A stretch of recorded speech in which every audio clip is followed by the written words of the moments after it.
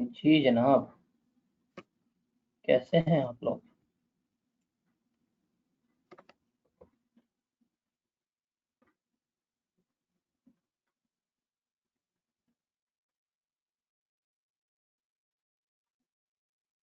आवाज, स्क्रीन और कैमरा सब तो क्लियर है।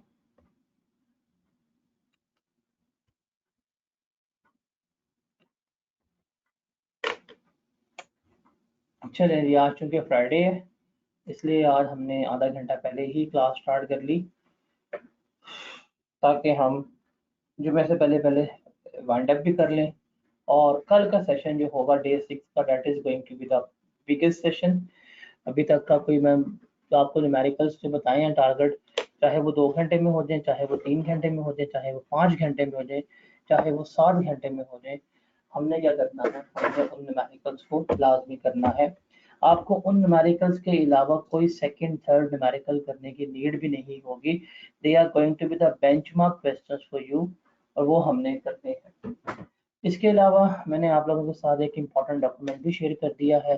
अगर आप उसको टेकअप करेंगे तो आपका मेरे ख्याल से टेक्स्ट का पेपर जो है वो क्या हो जाएगा, पास हो जाएगा। जी जनाब, तो अभी तक हमारा इनकम टैक्स जो है वो तो कंप्लीट हो गया ना। इनकम टैक्स में मेरे ख्याल से कोई प्रॉब्लम, कोई इशू किसी किस्म का नहीं होना चाहिए किसी बच्चे को भी। ऐसे ही है।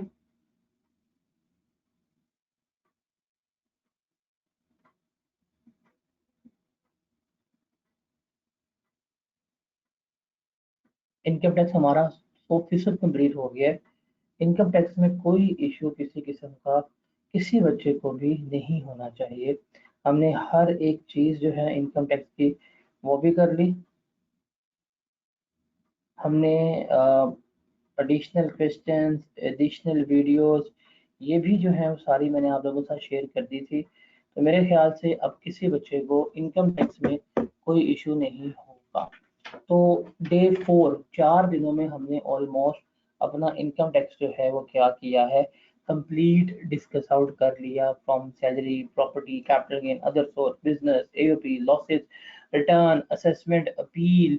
उसके अलावा अगर आप देखेंगे तो कॉन्स्टिट्यूशन हो गया, एथिक्स हो गया। मैंने आपको sir additional practice questions, benchmark questions, ये भी सारे शेयर कर दिए थे। तो मेरे ख्याल से अब आपका पेपर जो है वो क्या होना चाहिए, 100% पास जो है वो होना चाहिए। क्यों जनाब, कोई उम्मीद नजर आ रही है कि नहीं नजर आ रही?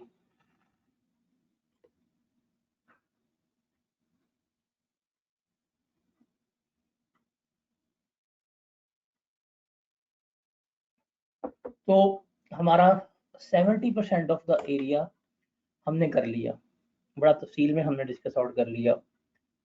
Your preparations before the revisions, मैंने कहा था आप अपने रजिस्टर्स के ऊपर, नोटबुक के ऊपर नोट कर लें कि आप कहाँ पे स्टैंड कर रहे हैं। और योर प्रिपरेशंस नाउ कहाँ पे स्टैंड कर रही है, तो बताएंगे about your experience, about your feedback, कि अब 10 अगस्त को अबाउट द टेक्स्ट कहाँ पे थे और अब आप कहाँ पे हैं इन द टेक्स्ट।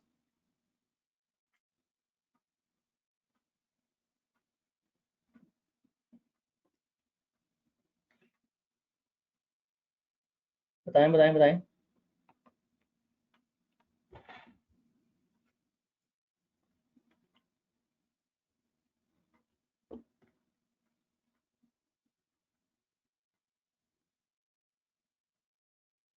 मैंने आपको जो डे 1 से सवाल बता दिए वो इनफ है, इनके अलावा कोई एक्स्ट्रा सवाल करने की जरूरत नहीं है।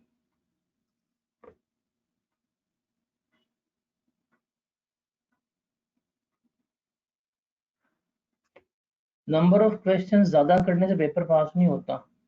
अच्छे सवाल विद कंसेप्ट समझने से आपका पेपर जो है वो पास होता है। तो हमने अभी तक जितने भी मैंने आपको सवाल बताए हैं वो तमाम वो सवाल हैं जो बेस्ट क्वेश्चंस कंसिडर होते हैं। और अगर आप उन सवालों को कर लेते हैं आपका पेपर पास हो जाता है, बिकॉज वो आपका सवाल पूरा सिलेबस जो है वो ऑलमोस्ट कवर करवा रहे हैं। तो these are the best questions. अच्छा, ये आप में से कितने बच्चे ऐसे हैं जिनको सेल्स टैक्स जिंदगी में कभी नहीं पढ़ा होगा? How many of you like जिनको सेल टैक्स बिल्कुल भी नहीं पड़ा हो, first time sale tax start करने?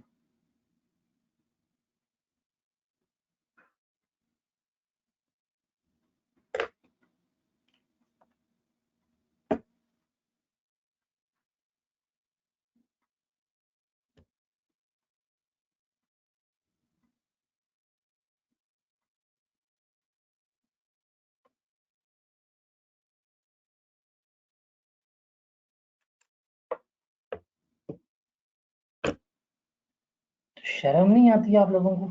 पहले क्यों नहीं पढ़ा आप लोगों ने? 6 महीने क्या करते रहे? 5 महीने कहाँ क्या करते रहे? क्यों नहीं पढ़ा पहले आप लोगों ने, बताएं?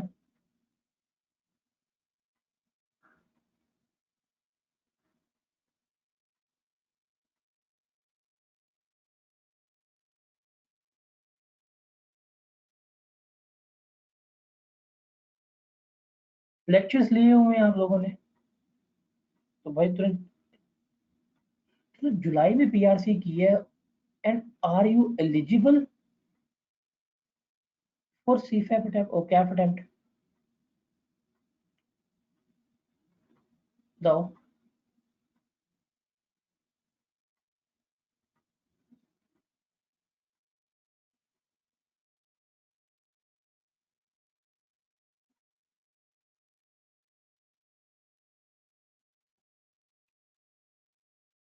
चलेंगे। अगर जिसने बिल्कुल भी सेल्स टैक्स स्टार्ट नहीं किया ना, तो वो, उसके साथ मैं सेल्स टैक्स के ना लिंक शेयर कर दूंगा।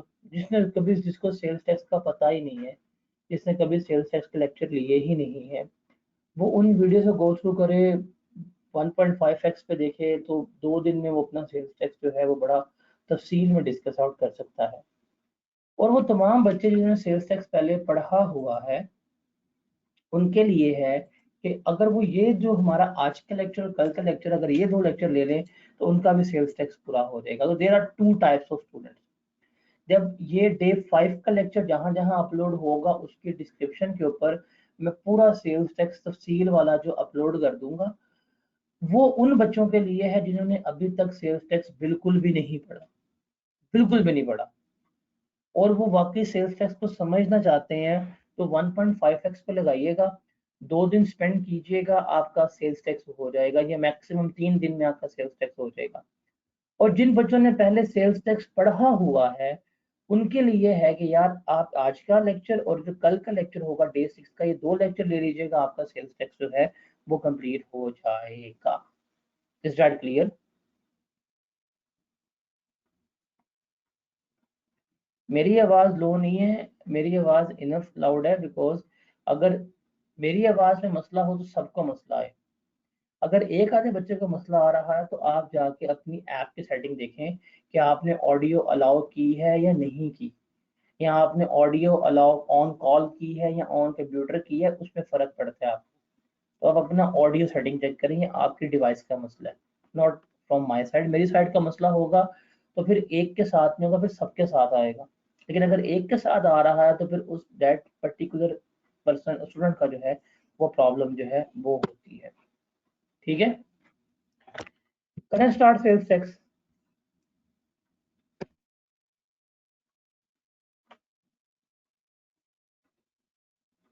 चलिए जी, जो सेल्स टैक्स मैं आपको करवाऊंगा, मिनिमम इतना ही सेल टैक्स कर लो, तो आपके मार्क्स जो हैं वो निकल जाएंगे। आपको पता है कि जो हमारा सेल्स टैक्स है, सेल्स टैक्स में से जो कंफर्म आपको नंबर पेपर में आई कैप में टेस्ट होने हैं, वो 30 मार्क्स का पोर्शन जो है वो आपका एग्जाम में सेल्स टैक्स में से आना ही आना है। और डिफाइंड एरिया, मैंने आपको पेपर पास करने का असूल बता दिया था कि भाई सेल्स टैक्स कर लो, इनकम फ्रॉम बिजनेस कर लो, और वो आई कैप के स्टडी टैक्स के चैप्टर 1 2 3 है, और हमारी बुक के लास्ट 4 चैप्टर है, ये कर लो। अगर ये 3 एरिया आप अच्छी तरह कर लेते हो, तो आपका 50 से 60 नंबर सिर्फ और सिर्फ इन्हीं 3 एरिया में से आता है। ये भी करवा दी है, ये भी तफसील में करवा के हर चीज़ प्रोवाइड कर दी है। अब हमारी बारी किसके बारे में है? सेल्स टैक्स के बारे में। सेल्स टैक्स का आप लोगों को पता है कि जब हम सेल्स टैक्स की बात करते हैं, तो सवाल हमारे पास आता है किसका, कि हमने कैलकुलेट करनी है सेल्स टैक्स लायबिलिटी। क्या करनी है, हमने सेल्स टैक्स लायबिलिटी जो है वो कैलकुलेट करनी है। और लायबिलिटी का मतलब देखें तो हमने देखना है कि जो हम आउटपुट टैक्स लेंगे उसमें से हमने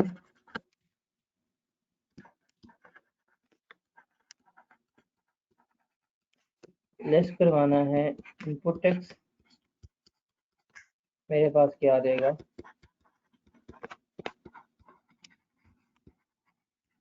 सेल्स टैक्स पेएबल आ रहा होगा।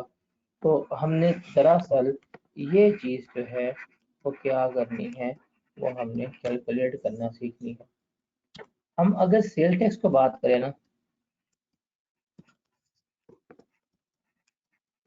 तो सेल्स टैक्स को हमने दो दुनिया में डिवाइड किया हुआ है। एक है बेसिकली एग्जेम्प्ट,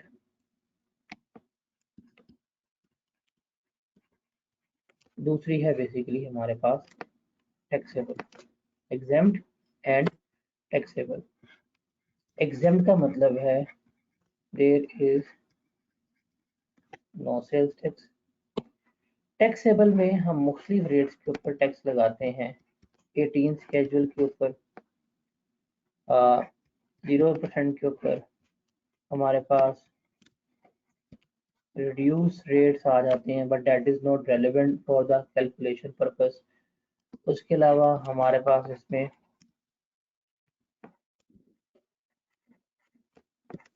स्केड्यूल आइटम्स जो है वो आ रही होती हैं। तो ये हमारे सेल्स टैक्स जो है बेसिकली इसको हमने कुछ इस तरह से क्या किया होता है, डिवाइड किया होता है। जब हम सवाल देखेंगे ना, तो हमारे लिए रेलेवेंट क्या है, हमारे लिए रेलेवेंट है ये एग्जाम्पल, हमारे लिए रेलेवेंट है 18% वाली, जिसको हम कहते हैं नॉर्मल गुड्स। हमारे लिए रेलेवेंट है जीरो रेटेड गुड्स, या जीरो रेटेड गुड्स। ये तीन चीजें जो हैं वो हमारे लिए रेलेवेंट है। हमारे पूरे सेल्स टैक्स में हमने देखना है कि हम सप्लाई कर रहे हैं, सप्लाई का मतलब होता है सेल कर रहे हैं। तो सप्लाई जो है, या तो उसके ऊपर 18% टैक्स लगेगा, या उसके ऊपर 0% टैक्स लगेगा, या उसके ऊपर कोई टैक्स नहीं लगेगा। इसको हम वर्ड इस्तेमाल करेंगे नॉर्मल टैक्स का। इसके लिए वर्ड हम इस्तेमाल करेंगे जीरो रेटेड का। इसके लिए वर्ड हम इस्तेमाल करेंगे एग्जेम्प्ट का। तो ये तीन चीजें जो हैं वो हम क्या कर रहे होंगे, लेके चल रहे हैं। Is that clear?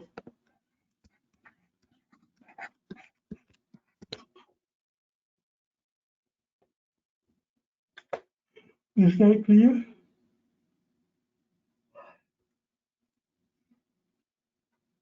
सबसे पहले बात करते हैं नॉर्मल की। नॉर्मल का मतलब है टैक्स रेट क्या है, 18%। What is the meaning of normal? Tax rate हमारा क्या है, 18% है। अब फॉर एग्जांपल मैंने सेल की 15 लाख रुपए की, मैंने परचेजेस की हुई थी 9 लाख रुपए की, टैक्स रेट है 18%। हम सबसे पहले कैलकुलेट करेंगे आउटपुट टैक्स। तो 15 लाख का 18% लें, कितना आता है, 2,70,000। ये आ गया मेरे पास आउटपुट टैक्स। इसमें से लेस करवाना है हमने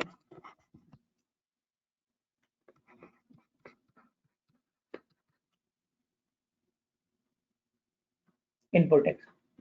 9 लाख का 18% लें, कितना आता है, 1,62,000। आउटपुट टैक्स में से इनपुट टैक्स लेस करवाएं, कितना पेएबल आ जाएगा, 1,08,000 ये मेरी बनेगी सेल्स टैक्स लायबिलिटी। क्या बनेगी? सेल्स टैक्स लायबिलिटी बनेगी। फिर हम लेते हैं जीरो रेटेड, मतलब रेट क्या लगाएंगे? 0% का। सेम डाटा हमारा ये वाला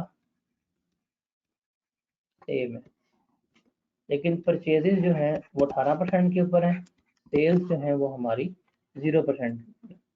जब सेल्स हमारी 0% के ऊपर है तो आप 15 लाख को अगर 0% से मल्टीप्लाई करेंगे तो आपका आंसर क्या आएगा? 0 रुपीज आएगा। तो अगर आप इनपुट टैक्स की बात करें, आपने टैक्स कितना पे किया होगा? 1,62,000। जीरो में से 1,62 लेस करवाएं, क्या आएगा? 1,62,000 नेगेटिव। इसे हम कह देंगे ये हमारा क्या है? रिफंडेबल। और थर्ड हमारे पास क्या आएंगी? एग्जेम्प्ट।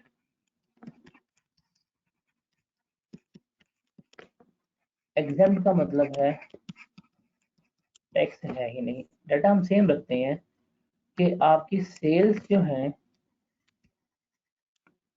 वो एग्जेम्प्ट है और आपकी परचेजेस जो है वो 18% के ऊपर।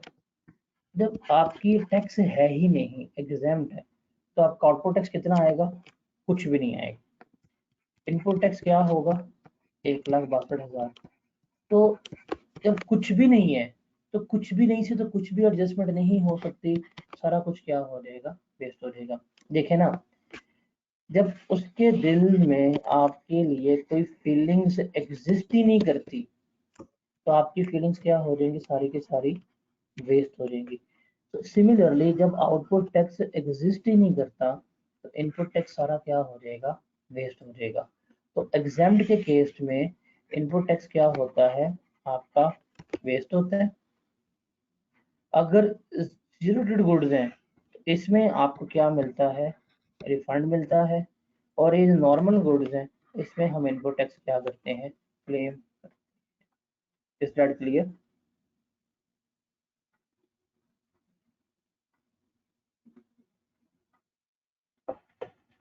Is that clear? समझ आया?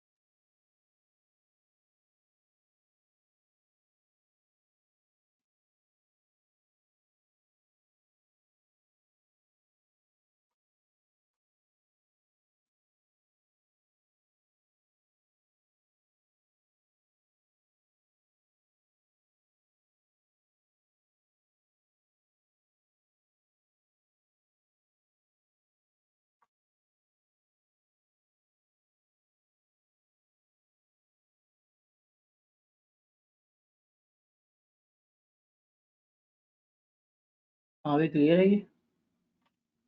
अब हम आते हैं कि हमने ये सारा कुछ करना है और हमें ये रूल्स के तहत जो है वो क्या करना है?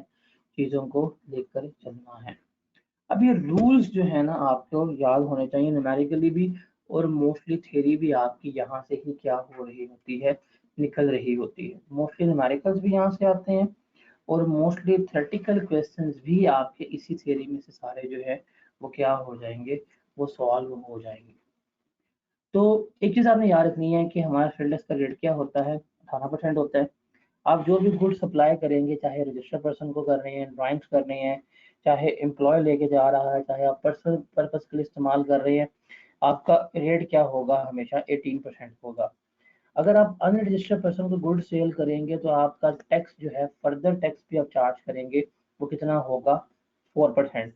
मतलब क्या होगा, आप उससे 18% टैक्स भी लेंगे अनरजिस्टर्ड पर्सन से, और आप उसके साथ 4% फर्दर टैक्स भी लेंगे। और ये फर्दर टैक्स जो है वो आपने क्या करना है, ये फर्दर टैक्स आपने एज इट इज जो है वो पे करना है, इसमें कोई एडजस्टमेंट नहीं होगी। क्या फर्दर टैक्स आपने हर अनरजिस्टर्ड पर्सन पे पे करना है? ना, इज नो। एंड कंज्यूमर्स हो गया, थर्ड स्केड्यूल आइटम्स हो गया, उसके अलावा अगर आप कॉटेज इंडस्ट्री को सेल कर रहे हैं, उसके अलावा वाइट क्रिस्टलाइन शुगर एक प्रॉपर बुक में लिस्ट गिवन है। ये वाला सवाल इंपॉर्टेंट है, that is exceptions to further tax. ये आपने वहां से लिस्ट देख लेनी है कि इन इन लोगों को अगर हम बेचेंगे तो हमारा फर्दर टैक्स जो है वो कभी भी क्लेम नहीं हो पाए। फर्दर टैक्स जो है हम उनके ऊपर चार्ज नहीं कर रहे होंगे। Is that clear?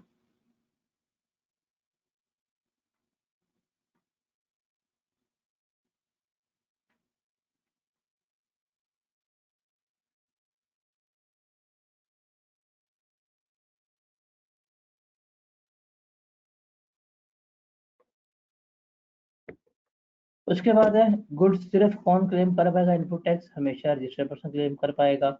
It is necessary for the buyer को अपना इनपुट टैक्स जो है वो क्या करे, जमा करवाए।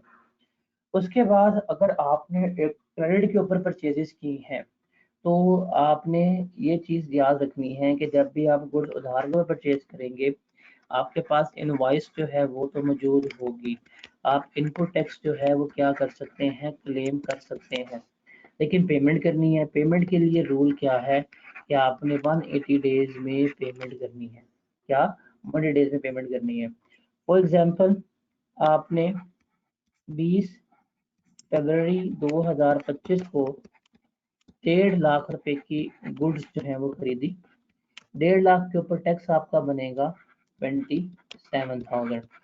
और आपने ये गुड्स तो खरीदी हैं, लेकिन ये गुड्स आपने खरीदी उधार के ऊपर, आपने कोई पेमेंट नहीं की।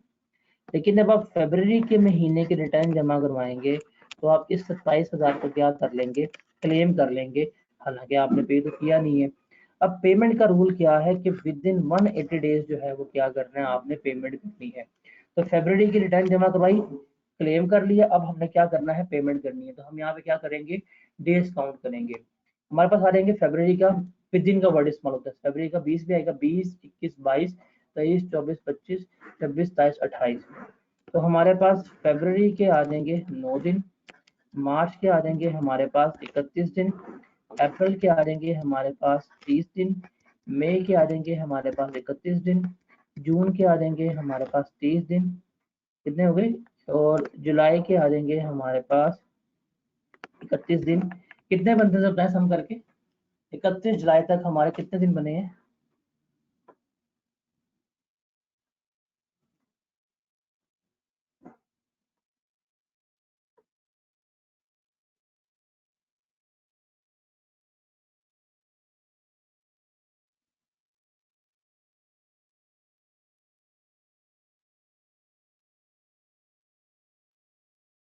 162। इसका मतलब अगस्त में हम 18 पे आए, तो 18 अगस्त 2025 को इसके 180 दिन जो हैं वो क्या हो जाएंगे, कंप्लीट हो जाएंगे। ऐसा है कि नहीं?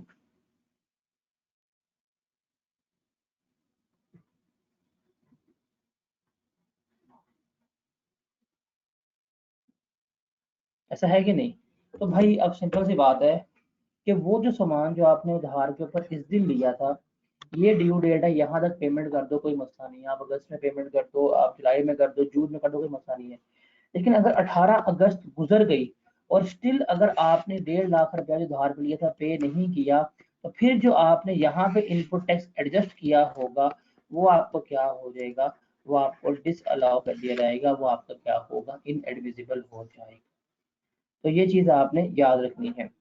फिर टाइम ऑफ सप्लाई क्या होगी, जब गुड्स डिलीवर, या अभी इसको हम डिस्कस करते हैं, फिर सप्लाई पे डिस्कस करते हैं, ये दोनों चीज़ों को अभी हम तफसील में डिस्कस करते हैं। उसके बाद है कि इनपुट टैक्स आपने क्लेम करना है, तो आप लास्ट 6 टैक्स पीरियड तक उसे क्या कर सकते हैं, क्लेम कर सकते हैं।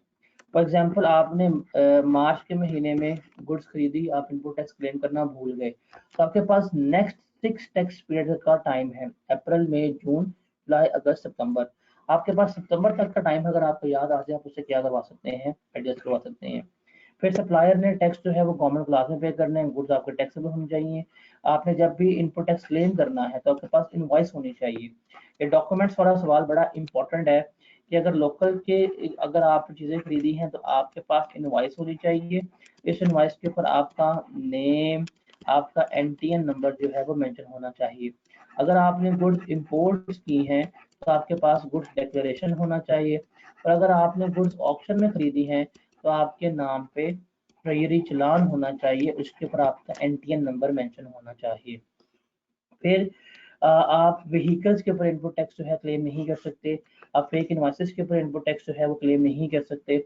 अगर आपने कोई भी पेमेंट करनी है, पेमेंट का रूल है that is payment must be made through banking channel. जैसे हमने बिजनेस में पढ़ा था, याद रखिएगा पेमेंट का रूल क्या है कि payment must be made through banking channel. Payment must be made through banking channel, कि आपने बैंक से क्या करनी है, पेमेंट करनी है। और जहाँ पे बैंकिंग चैनल की बात होती है वहाँ पे हम पर्टिकुलरली किसकी बात करते हैं, पर्टिकुलरली हम बिजनेस बैंक अकाउंट की बात कर रहे होते हैं। अगर आपने अपने पर्सनल अकाउंट से पेमेंट कर दी तो याद रखिएगा अब अपना इनपुट टैक्स जो है वो कभी भी क्लेम नहीं कर पाएंगे, ये चीज़ आपने याद रखनी है। तो बिजनेस बैंकिंग चैनल से आपने हमेशा पेमेंट जो है वो करनी होती है। क्या कैश में पेमेंट कर सकते हैं? द आंसर इज यस, हम कैश में पेमेंट कर सकते हैं। कौन सी? जो अप टू 50,000 है, जो अप टू 50,000 है वो हम क्या कर सकते हैं, वो हम कैश में पे कर सकते हैं। यूटिलिटी बिल्स वगैरह जो है वो भी सारे हम कैश में पे कर सकते हैं। फिर हमारे पास रिस्ट्रिक्शन है कि अगर आपने किसी भी अनरजिस्टर्ड पर्सन को सेल करनी है तो पहली बात है कि अगर आप अनरजिस्टर्ड पर्सन को सेल करेंगे, यहाँ पे ना मैं इसको समराइज करता हूँ। देखें यहाँ पे सेलर जो है, बेचने वाला, वो कौन है, वो रजिस्टर्ड पर्सन है। और जो बायर जो है वो कौन है, वो अनरजिस्टर्ड पर्सन है। तो जब भी सेलर इसको बेचेगा तो वो इससे 18% टैक्स लेगा और प्लस फर्दर टैक्स जो है 4% लेगा, ये तो इसने लेना ही लेना है। लेकिन अगर सेलर जो है वो बायर को सामान बेचता है 1 लाख रुपए से ज्यादा का, तो इसके लिए लाजमी है कि वो इसके आईडी कार्ड की कॉपी जो है वो लेगा। अगर वो इसके आईडी कार्ड की कॉपी नहीं लेगा और नहीं बताएगा तो सेलर कभी भी इनपुट टैक्स जो है वो क्लेम नहीं कर पाएगा।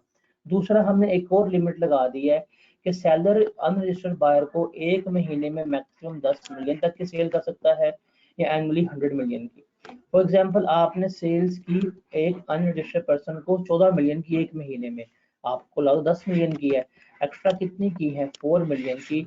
इसका जो इनपुट टैक्स होगा वो आपको क्या हो जाएगा, डिसअलाउ हो जाएगा। ये वाला पॉइंट आपके पास बुक होगी, इस बुक के ऊपर इस पॉइंट को इस अटेम्प्ट के लिए सुपर इंपॉर्टेंट आप लोगों ने मार्क करना है, इसके आने के चांसेस बहुत ज्यादा है। एग्जाम गुड्स के ऊपर इनपुट टैक्स क्लेम नहीं होता, अभी मैंने बता दिया कि जितना इनपुट टैक्स होगा वेस्ट होगा। कॉमन इनपुट टैक्स को हम प्रोपोर्शनल परसेंटेज बेसिस के ऊपर हम क्या करते हैं, क्लेम कर रहे होते हैं। फिर हमारा असूल होता है कि हम इनपुट टैक्स हमेशा 90% ऑफ आउटपुट टैक्स तक ही क्लेम कर सकते हैं। तो जब हम सवाल सॉल्व करते हैं, आप लोगों के साथ मैंने फॉर्मेट भी शेयर किया होगा, हम यहाँ पे लेते हैं हमेशा सवाल जब सॉल्व कर रहे होते हैं, आउटपुट टैक्स क्या आ जाएगा हमारे पास, आउटपुट टैक्स इसमें से हम लेस करवाते हैं, that is input tax credit. Formula उसका होता है actual input tax. Actual input tax में हम क्या लेते हैं, ब्रॉड फॉरवर्ड इनपुट टैक्स के हमारा इनपुट टैक्स कितना प्रॉफिट हो गया है, इसमें हम ऐड करते हैं input tax for the month, इस महीने हमारा इनकम टैक्स कितना था, ये हम जमा करेंगे, ये मेरे पास आ जाएगा एक्चुअल इनपुट टैक्स।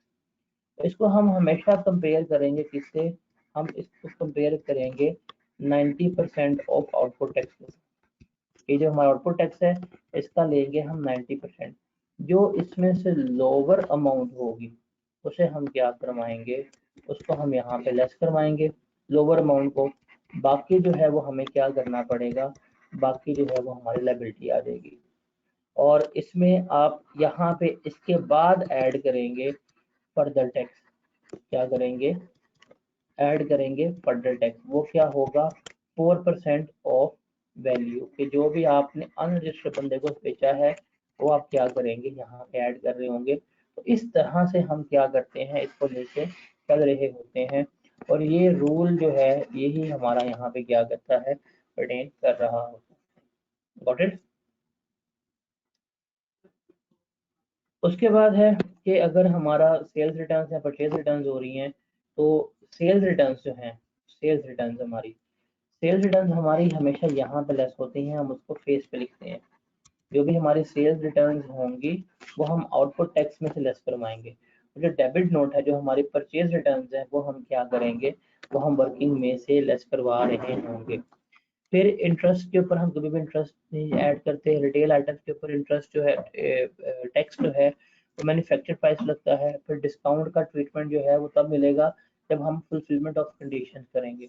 अब डिस्काउंट हमें अलाउ है, रिमेंबर याद रखिएगा, टैक्स में डिस्काउंट का ट्रीटमेंट तो है, लेकिन डिस्काउंट के ट्रीटमेंट के लिए लाजमी है कि कुछ कंडीशंस हमारी फुलफिल हो जाए। क्या हो जाए, कुछ कंडीशंस फुलफिल हो जाए। इसमें से हमारे पास कंडीशन नंबर 1 क्या है कि वैसे डिस्काउंट हमें सिर्फ कौन सा अलाउ होगा, इसको हम कहते हैं ट्रेड डिस्काउंट। सिर्फ हमें वो अलाउ हो, क्या हमें अलाउ होगा, ट्रेड डिस्काउंट जो है वो अलाउ होगा। ट्रेड डिस्काउंट को क्लेम करने का असूल क्या होगा, नंबर 1, डिस्काउंट मस्ट बी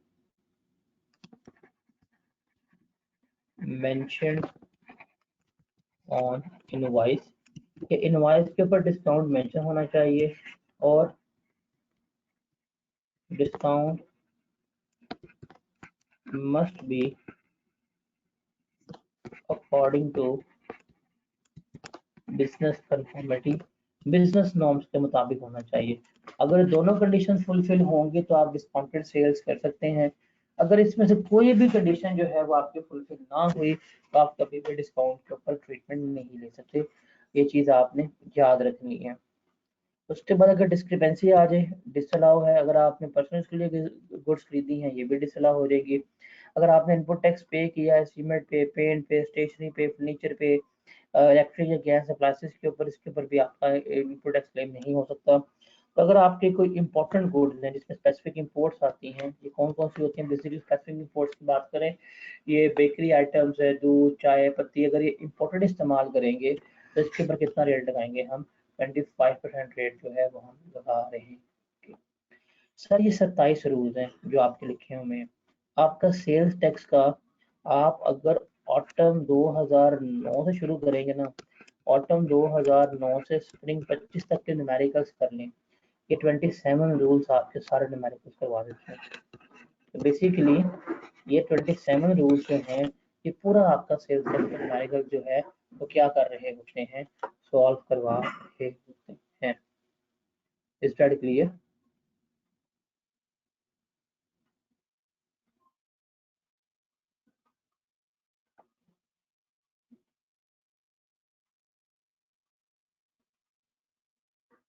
तो सेल्स टैक्स की कहानी सिर्फ 27 रूल्स तक है।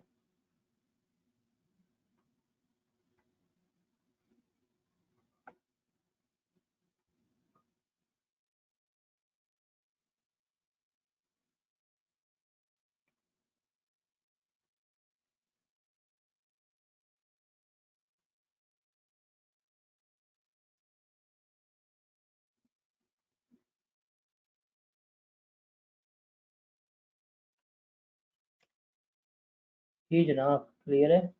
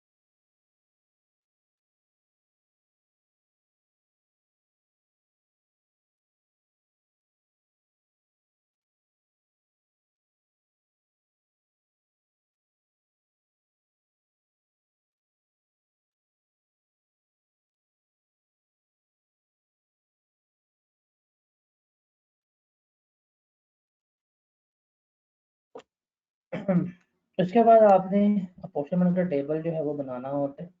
उसमें आपने करना क्या है, आप 3 कॉलम्स बनाएंगे। एक कॉलम बनाएंगे वैल्यू सप्लाई का, एक कॉलम बनाएंगे आप इनपुट टैक्स का और ये कॉमन इनपुट टैक्स होगा, एक कॉलम बनाएंगे आप input tax on fix assets का। आप यहाँ पे लिखेंगे टैक्सेबल सप्लाईज और ये नेट लिखनी है, मतलब रिटर्न्स लेस करवा के। यहाँ पे आप लिखेंगे सप्लाई रिलेटेड रिटर्न्स लेस करवा के, यहाँ पे एग्जाम्पल लिखेंगे, इनका टोटल आ जाएगा। फिर जिस इनपुट टैक्स को आपने अपोर्शन करना है वो लिखेंगे यहाँ पे, इसको डिवाइड करें इससे, जो जवाब आएगा इससे मल्टीप्लाई करें, तो आपके पास सारे अपोर्शन होके आ जाएंगे। जो एग्जाम्प्ट होगा वो वेस्ट हो जाएगा, जो रिजल्टेड होगा वो रिफंड हो जाएगा, और जो ये वाला होगा आपका क्लेम हो रहा होगा। उसके बाद हम जाते हैं, ये कुछ इंपॉर्टेंट क्वेश्चंस हैं प्रैक्टिकल, जरा इनको देखिएगा इंपॉर्टेंट क्वेश्चंस को। कि सबसे पहले सवाल आएगा कि हु इज लायबल टू पे सेल्स टैक्स, बताएं जी सेल्स टैक्स किसने पे करना है। तो ये जो बातें लिखी हैं इनको ही एक्सप्लेन करना है आपने। रिमेंबर, जो सप्लायर होगा, इंपोर्टर होगा, सर्विस प्रोवाइडर होगा, ये वो लोग हैं जो क्या करेंगे, ये वो लोग हैं जो आपका सेल्स टैक्स जो है वो पे कर रहे होंगे। ठीक है। जो मैन्युफैक्चर है बेसिकली खासतौर पर जो कॉटन इंडस्ट्री होती है वो कभी भी रजिस्टर्ड नहीं हो सकता, वो टैक्स भी पे नहीं करेगा। कॉटन इंडस्ट्री जो है वो क्या होती है हमारी, एग्जेम्प्ट होती है, उसके ऊपर हम कभी भी टैक्स जो है वो नहीं कर रहे होते। उसके बाद अगला सवाल है व्हेन टू पे सेल्स टैक्स, कि हम सेल्स टैक्स जो है वो कब पे करेंगे। तो remember, at the time of import, जब हमारी गुड्स इंपोर्ट हो रही होंगी तब हम सेल्स टैक्स पे करेंगे, या जब हम रिटर्न जमा करवा रहे होंगे तब हमने क्या करना है, सेल्स टैक्स जो है वो पे करना है। फिर उसके बाद अगला आईकेप का बड़ा ही फेमस सवाल है, बड़ा ही फेमस सवाल है कि हु इज रिक्वायर्ड टू पे सेल्स टैक्स, बताएं जी कौन बंदा जो है वो सेल्स टैक्स पे कर रहा होगा। तो रिमेंबर, होलसेलर हो गया, डिस्ट्रीब्यूटर हो गया, डीलर हो गए, मैन्युफैक्चरर हो गए, टीयर 1 रिटेलर हो गए, ये वो लोग हैं जो हमेशा क्या करेंगे, सेल्स टैक्स जो है वो पे कर रहे होंगे। कौन पे नहीं करेगा, कौन रजिस्टर्ड नहीं होगा, कॉटन इंडस्ट्री और नॉन स्पेसिफाइड रिटेलर जो है ये लोग रजिस्टर्ड नहीं होंगे। उसके बाद अगर आपका चेंज इन टैक्स रेट हो जाए, ये भी बड़ा ही फेमस एग्जाम का सवाल है, बड़ा ही फेमस सवाल है एग्जाम का, कि बताएं जी कौन लोग जो हैं वो टैक्स पे, अगर टैक्स रेट चेंज हो जाए उसका क्या प्रोसीजर होगा। तो लोकल सप्लाई, अगर आप लोकल खरीदो फरोख्त कर रहे हैं तो जो टाइम ऑफ सप्लाई का असूल है वही क्या होगा आपके लिए, आपका चेंज इन टैक्स रेट पे आएगा। अगर गुड्स इंपोर्ट की हैं तो जब गुड्स डिक्लेरेशन सबमिट करवाते हैं दैट विल बी, उस दिन जो रेट होगा वो होगा। और अगर इसकी आपने गुड्स पहले इंपोर्ट कर ली हुई हैं, सॉरी अगर आपने गुड्स डिक्लेरेशन पहले जमा करवा दिया होगा, तो फिर जो आपका डेट ऑफ मैनिफेस्ट होगा, जिस दिन आप अपना मैनिफेस्ट सबमिट करवाएंगे उस दिन जो रेट होगा उसके मुताबिक हम क्या करेंगे, टैक्स पे कर रहे होंगे। तो अगर गुड्स आ गई हैं और आप within 7 days warehouse से क्लियरेंस नहीं लेते, तो 7 दिन के बाद जो भी मार्केट का रेट होगा हम उसके मुताबिक क्या करेंगे, आपका टैक्स जो है वो चार्ज कर रहे होंगे। एक्स्ट्रा टैक्स भी जस्ट रीड ओनली है कि हम 18% के अलावा भी टैक्स जो है वो चार्ज कर लेते हैं। फिर पेमेंट मेड इन काइंड, अगर गुड्स आपने कुछ चीज़ें खरीदी हैं, कुछ आपने गुड्स ली हैं और कुछ पैसे दिए हैं, उसके लिए असूल क्या होता है कि जो पेमेंट मेड इन काइंड होती है, जो उसकी फेयर वैल्यू होती है उस पर हम क्या करेंगे, टैक्स जो है वो लगा रहे होंगे। ये चीज़ आपने याद रखनी है। उसके अलावा अपॉर्चुनिमेंट का टेबल में बता दी है, अगर आपके गुड्स डिस्ट्रॉय हो जाए तो आपका इनपुट टैक्स जो है वो भी क्या हो जाता है, इनएडमिसिबल हो जाता है, आप उसे कभी भी क्लेम जो है वो नहीं कर सकते। और आपने गुड्स जो आपकी अगर डिस्ट्रॉय हो जाएंगी तो आपने डिस्ट्रॉय भी किसके सामने करनी होती हैं, जो कमिश्नर होगा डिपार्टमेंट का बंदा, उसके सामने गुड्स आपने डिस्ट्रॉय करनी होती है। 90% की रिस्ट्रिक्शन अभी मैंने आपको बताई है कि आप इनपुट टैक्स नहीं क्लेम सारा कर सकते, रूल होता है एक्चुअल इनपुट टैक्स और 90% of output tax which ever is lower, हम वही क्या कर रहे होते हैं, क्लेम कर रहे होते हैं। तो अगर आपका इनपुट टैक्स ज़्यादा भी है, सारा इनपुट टैक्स तो आप कभी भी क्लेम जो है वो नहीं कर पाएंगे, ये चीज़ आपने याद रखनी होती है। उसके बाद रिफंड, अगर आपको रिफंड क्लेम नहीं हो पाता तो विद इन 1 ईयर आप उसे क्लेम कर सकते हैं। अनरजिस्टर्ड पर्सन आपको मैंने अभी बताया था कि आप उसको एक साल में 10 मिलियन, एक महीने में 10 मिलियन तक की सेल्स कर सकते हैं। और उसके बाद है कि अगर आपने विदाउट रजिस्ट्रेशन इंपोर्ट कर ली चीज़ें या स्टॉक खरीद लिया तो क्या इनपुट टैक्स क्लेम कर सकते हैं? Answer is yes. अगर आप लोकल गुड्स खरीदते हैं और विद इन 30 डेज जाके रजिस्टर्ड हो जाते हैं तो आप उसके ऊपर जितना भी इनपुट टैक्स होगा वो क्लेम कर सकते हैं। और रिपोर्ट से केस में 90 डेज में अगर आप रजिस्टर्ड हो जाएं तो आप इनपुट टैक्स जो है वो क्लेम कर सकते हैं। एक्स टैक्स, जो हमारा एक्सेस टैक्स है उसकी बात करें तो जितना हमें एक्सेस टैक्स मिलेगा या तो रिफंड कर दो अगर गलती से ली है, अगर गवर्नमेंट को जमा करवा दे तो फिर गवर्नमेंट जो है वो आपको रिफंड नहीं करेगी।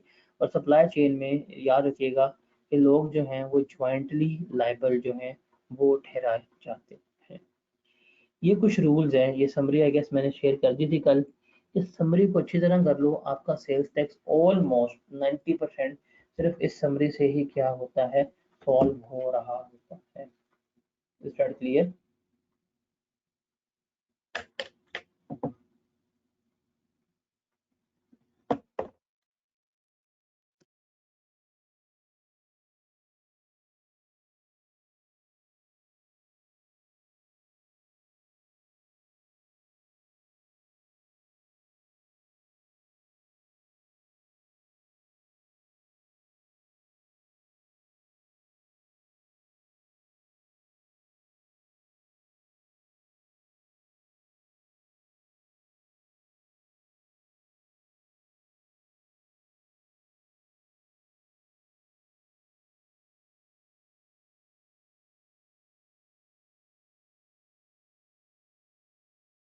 अभी कुछ डेफिनेशन हैं, वैसे तो डेफिनेशन सारी आपने रीड आउट कर लेनी है। ये कुछ कंसेप्ट इंपॉर्टेंट है, मैं आपको वो बता देता हूँ। सबसे पहले बात करते हैं हम किसकी, टैक्सेबल एक्टिविटी की। ये क्या होती है? टैक्सेबल एक्टिविटी का मतलब है कि कोई भी ऐसी इकोनॉमिक एक्टिविटी, चाहे वो आप प्रॉफिट के लिए कर रहे हैं चाहे आप वो प्रॉफिट के लिए नहीं कर रहे हैं, जिसमें सारा कुछ इंक्लूड है। क्या? कोई भी ऐसी activity that is carried in the form of business, trade और मैन्युफैक्चर, इसको भी हम क्या कहेंगे, टैक्सेबल एक्टिविटी कहेंगे। बिकॉज एक्टिविटी टैक्सेबल है, उसमें हम क्या करेंगे, टैक्स चार्ज करेंगे। कोई भी ऐसी एक्टिविटी जिसके ऊपर हमारी गुड्स हम बेच रहे हैं या सर्विसेज प्रोवाइड कर रहे हैं, या गुड्स एंड सर्विसेज अगर हम बोथ प्रोवाइड कर रहे हैं, उसको भी हम क्या कहते हैं, टैक्सेबल एक्टिविटी जो है कंसिडर कर रहे होते हैं। कभी हमारा वन ऑफ एडवेंचर होता है, मतलब एक आधी दफ़ा ही हम काम कर रहे हैं। जैसे आपका कारोबार जो है वो गंदम बेचने का है और आप उसमें चावल बेच देते हैं उठा के, तो ये वन ऑफ एक्टिविटी, हालांकि आपका काम चावल बेचना नहीं है, लेकिन अगर आपने काम कर दिया तो that is also consider to be a taxable activity. इसको हम क्या करेंगे, इसको हम टैक्सेबल एक्टिविटी ही कंसिडर कर रहे होंगे।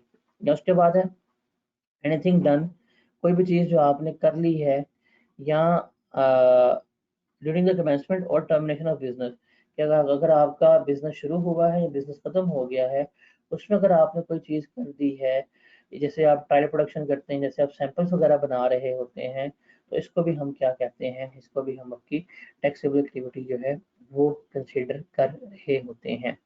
इस टैक्सेबल एक्टिविटी में जो ये एक्सेप्शन है ना, ये these exception are super important, because इसमें से अभी रिसेंट सवाल भी आया हुआ है।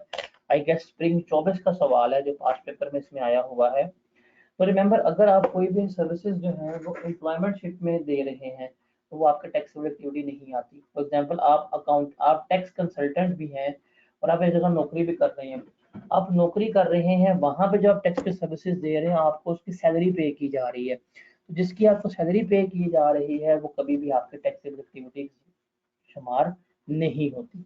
आप आर्किटेक्ट हैं, नक्शे बना रहे हैं, आप एक फर्म में काम कर रहे हैं, वो आपको नक्शे बनाने की सैलरी पे कर रहा है, that is not a taxable activity. हाँ, अगर आप अपनी प्राइवेट फर्म रन कर रहे हैं फिर वो क्या कहलाएगी, आपकी टैक्सेबल एक्टिविटी जो है वो शुमार हो रही होगी।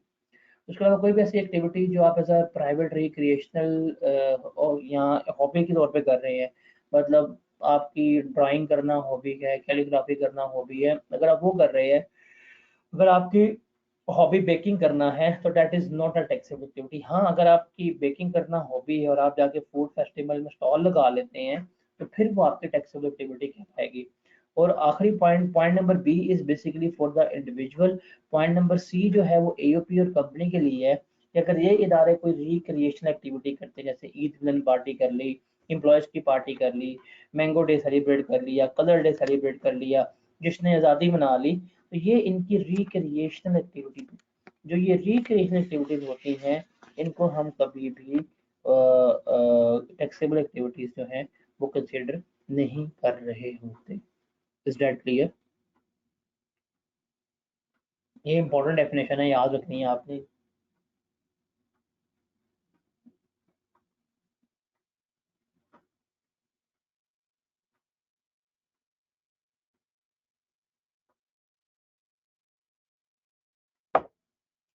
जी जनाब, ये क्लियर है।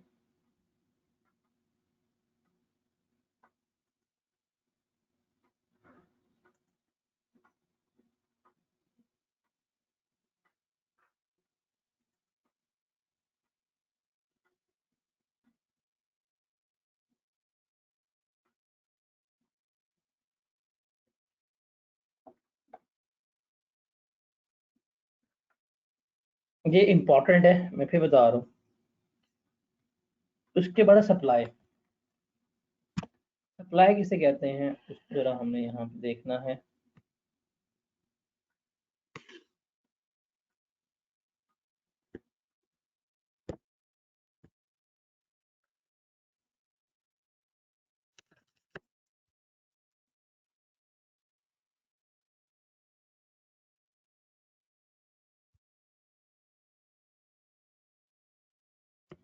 सप्लाई का मतलब क्या होता है उसको जरा हम देखते हैं। सप्लाई का मतलब होता है, रिमेम्बर, सेल करना, बेचना, दैट इज द सप्लाई। या transfer of the right to dispose of goods as an owner, कि आप अगले बंदे को राइट ट्रांसफर कर रहे हैं कि वो क्या कर सकता है, वो गुड्स को as a owner dispose of कर सकता है। इसको भी हम क्या कहते हैं, इसको भी हम सप्लाई कह रहे हैं। क्या कह रहे होते हैं, हम इसको भी सप्लाई जो है वो कह रहे होते हैं। उसके अलावा यहाँ हायर परचेज में, किस्तों में अगर आप गुड्स बेच रहे हैं तो वो भी क्या कंसिडर होती है आपकी, वो भी सप्लाई कंसिडर हो रही होती है। और इसके अलावा भी चीज़ें जो है सप्लाई का पार्ट है। क्या, नंबर वन, ये वाला पॉइंट जो है ये सिर्फ और सिर्फ किसके लिए है, मैन्युफैक्चर के लिए। ये बुक में मेंशन भी है। ये वाला पॉइंट डिस्ट्रीब्यूटर के लिए नहीं है, ये वाला पॉइंट रिटेलर के लिए नहीं है, ये वाला पॉइंट जो है वो होलसेलर के लिए नहीं है, ये सिर्फ किसके लिए है, मैन्युफैक्चर के लिए। इसके लिए, मैन्युफैक्चर के लिए। अगर कोई मैन्युफैक्चर भाई साहब है, अगर कोई मैन्युफैक्चरर भाई साहब हैं आपके, और अगर वो जो हैं कोई ड्राइंग्स कर लेते हैं, पर्सनल यूज़ के लिए गुड्स इस्तेमाल कर लेते हैं, कौन सी गुड्स, जो वो बना रहा है, या अगर बिजनेस यूज़ के लिए गुड्स इस्तेमाल हो रही हैं, तो वो भी सप्लाई जो है वो क्या होगी, कंसिडर हो रही होंगी। ये चीज़ आपने याद रखनी है। ये पॉइंट सिर्फ किसके लिए है, मैन्युफैक्चर के लिए। पॉइंट नंबर बी है ऑक्शन और disposal of goods to satisfy debt on by person. क्या आपने कर्जा लिया है, साफ सी बात है भाई, आप जब कर्जा लोगे, साफ सीधी बात है, जब कर्जा लोगे तो बदले में कुछ सिक्योरिटी, कोई गारंटी रखवाओगे कि नहीं रखवाओगे, बताएं।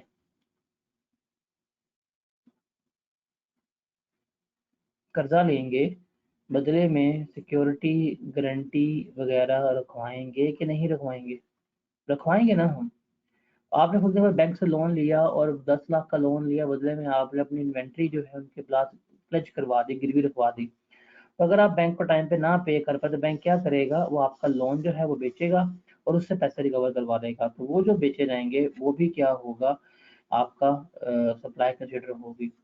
फिर है possession of a goods held immediately before a person ceases to be registered person, कि आपने फैसला किया कि अब अपनी क्या करवाना चाह रहे हैं, कि अब अपनी रजिस्ट्रेशन जो है वो कैंसिल करवाना चाह रहे हैं। जब आप डी रजिस्ट्रेशन के लिए अप्लाई करेंगे, उस वक्त जो भी गुड्स आपके पास होंगे उसको भी हम क्या करेंगे, सप्लाई ही कंसिडर कर रहे होंगे। फिर अगर आप किसी दूसरे कहने पे गुड्स बना के दे रहे हैं तो जो आप पैसे चार्ज करेंगे वो भी सप्लाई होगी। फॉर एग्जांपल, जैसे बाजी जो है जाती हैं, बाजी दुपट्टा लेके आती है, बाजी ड्रेस लेके आती हैं, बाजी को दुपट्टा पसंद नहीं आता तो क्या करती हैं, डाई वाले के पास जाती हैं, कहते हैं जी भाई ये दुपट्टा रंग दो।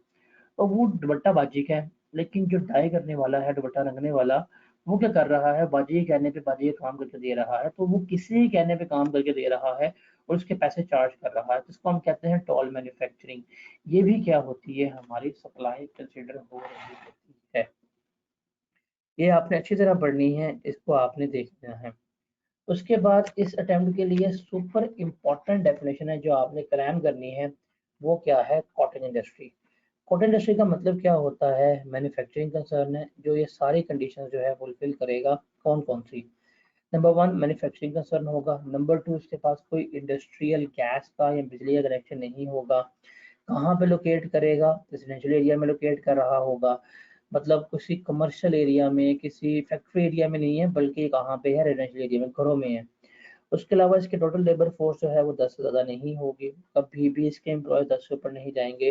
और इसका एनुअल टर्नओवर, उसकी सालाना सेल जो है वो 8 मिलियन से ऊपर नहीं जाएगी। अगर कोई भी इंडस्ट्री इन सारी कंडीशंस को फुलफिल करती है, उसको हम क्या कहते हैं? कॉटन इंडस्ट्री कहते हैं।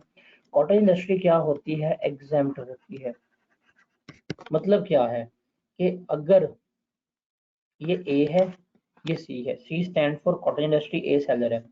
अगर ए सी को सेल करेगा तो वो सिर्फ कॉटेज इंडस्ट्री से 18% टैक्स ले पाएगा, कॉटेज टैक्स नहीं ले पाएगा।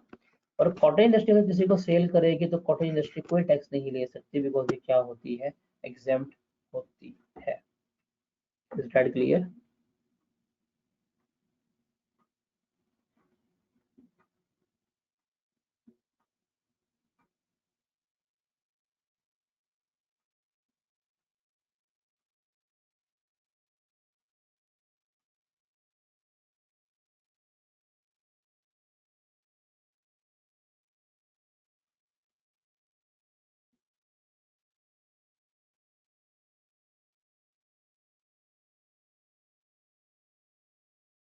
उसके बाद है हमारे पास एसोसिएट्स। मैंने एसोसिएट्स मेरे ख्याल से इनकम टैक्स में करवा दिए थे आप, ऐसे ही है ना? इनकम टैक्स में हमने एसोसिएट्स किए थे ना, कि टू और more person are said to be associate, एक या उससे ज्यादा बंदा हम आपस में क्या कहेंगे? एसोसिएट्स कहेंगे। एसोसिएट किसे कहते हैं? हम बेसिकली ताल्लुकदार या रिश्तेदारों को कह रहे होते हैं कि ये हमारे क्या होते हैं? एसोसिएट्स होते हैं। दो लोग आपस में एसोसिएट्स कब कहलाएंगे? When one may reasonably expected to act in accordance with the intention of other, कि एक बंदा दूसरे बंदे के कहने पे क्या कर रहा है? काम कर रहा है, या बोथ किसी तीसरे बंदे के कहने पे काम कर रहे हैं, तो इनको हम आपस में क्या कहेंगे? इनको हम आपस में एसोसिएट्स कह रहे होंगे। क्या कह रहे होंगे? हम इनको आपस में एसोसिएट्स कह रहे होंगे।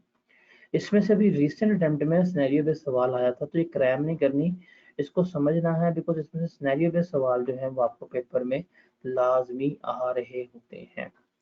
अब ये जहाँ पे हमने कहा है कि एक ना दूसरे बंदे के कहने पे काम कर रहा है या इन्फ्लुएंस कर रहा है, तो ये इन्फ्लुएंस बेसिकली फाइनेंशियली तौर के ऊपर हम क्या करवा रहे हैं?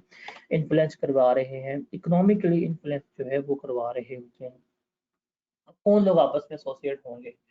वैसे साफ सीधी बात है कि जो भी इंडिविजुअल होगा, जो भी उसका रिलेटिव होगा, आपस में एसोसिएट होगा। और जहाँ पे हम रिलेटिव की बात करते हैं, वहाँ पे आपके ब्लड रिलेटिव आते हैं, दादा दादी, अम्मी अब्बू, भाई बहन, बीवी, बीवी के दादा दादी, उसके ब्लड रिलेटिव, और आपका अडॉप्टेड चाइल्ड। ये आपस में क्या होते हैं? रिलेटिव होते, ये रिलेटिव होते हैं। और ये आपस में क्या कहलाते हैं? एसोसिएट्स कहलाते हैं। फिर अगर एओपी है, पार्टनरशिप फॉर्म में पार्टनर ए बी सी हैं और जिसके मेंबर्स हैं, ये आपस में क्या हैं? एसोसिएट्स हैं। एक एओपी फर्म और पार्टनर्स आपस में एसोसिएट हो जाते हैं कब? जब एक एओपी का उस फर्म के साथ 50% या उससे ज़्यादा की शेयर होल्डिंग है, ये हम आपस में क्या कहलाते हैं? एसोसिएट कहलाते हैं। जो ट्रस्ट एस्टेब्लिश होते हैं, ये आपस में एसोसिएट हैं। जो शेयर होल्डर होते हैं कंपनी के, अगर किसी के पास किसी कंपनी की 50% या उससे ज़्यादा की शेयर होल्डिंग है, या आप उसका बोर्ड कंट्रोल कर सकते हैं, तो आपस में क्या है? एसोसिएट हैं। दो कंपनीज भी सेम वे में आपके एसोसिएट हो सकती हैं। इवन एक कंपनी और एक एओपी भी आपस में एसोसिएट हो सकती हैं। जब एक कंपनी का एक एओपी में 50% या उससे ज़्यादा की वोटिंग राइट्स हैं या कैपिटल कंट्रोल करता है, तो आपस में क्या कहलाएंगे? एसोसिएट्स कहला रहे होंगे। इसको अच्छी तरह रीड करना है। इसका सवाल मेरे ख्याल से स्प्रिंग 24 में आया हुआ है, पास्ट पेपर का, बुक में गिवन भी होगा, वो कर लीजिएगा, आपका ये हो जाएगा। Got it?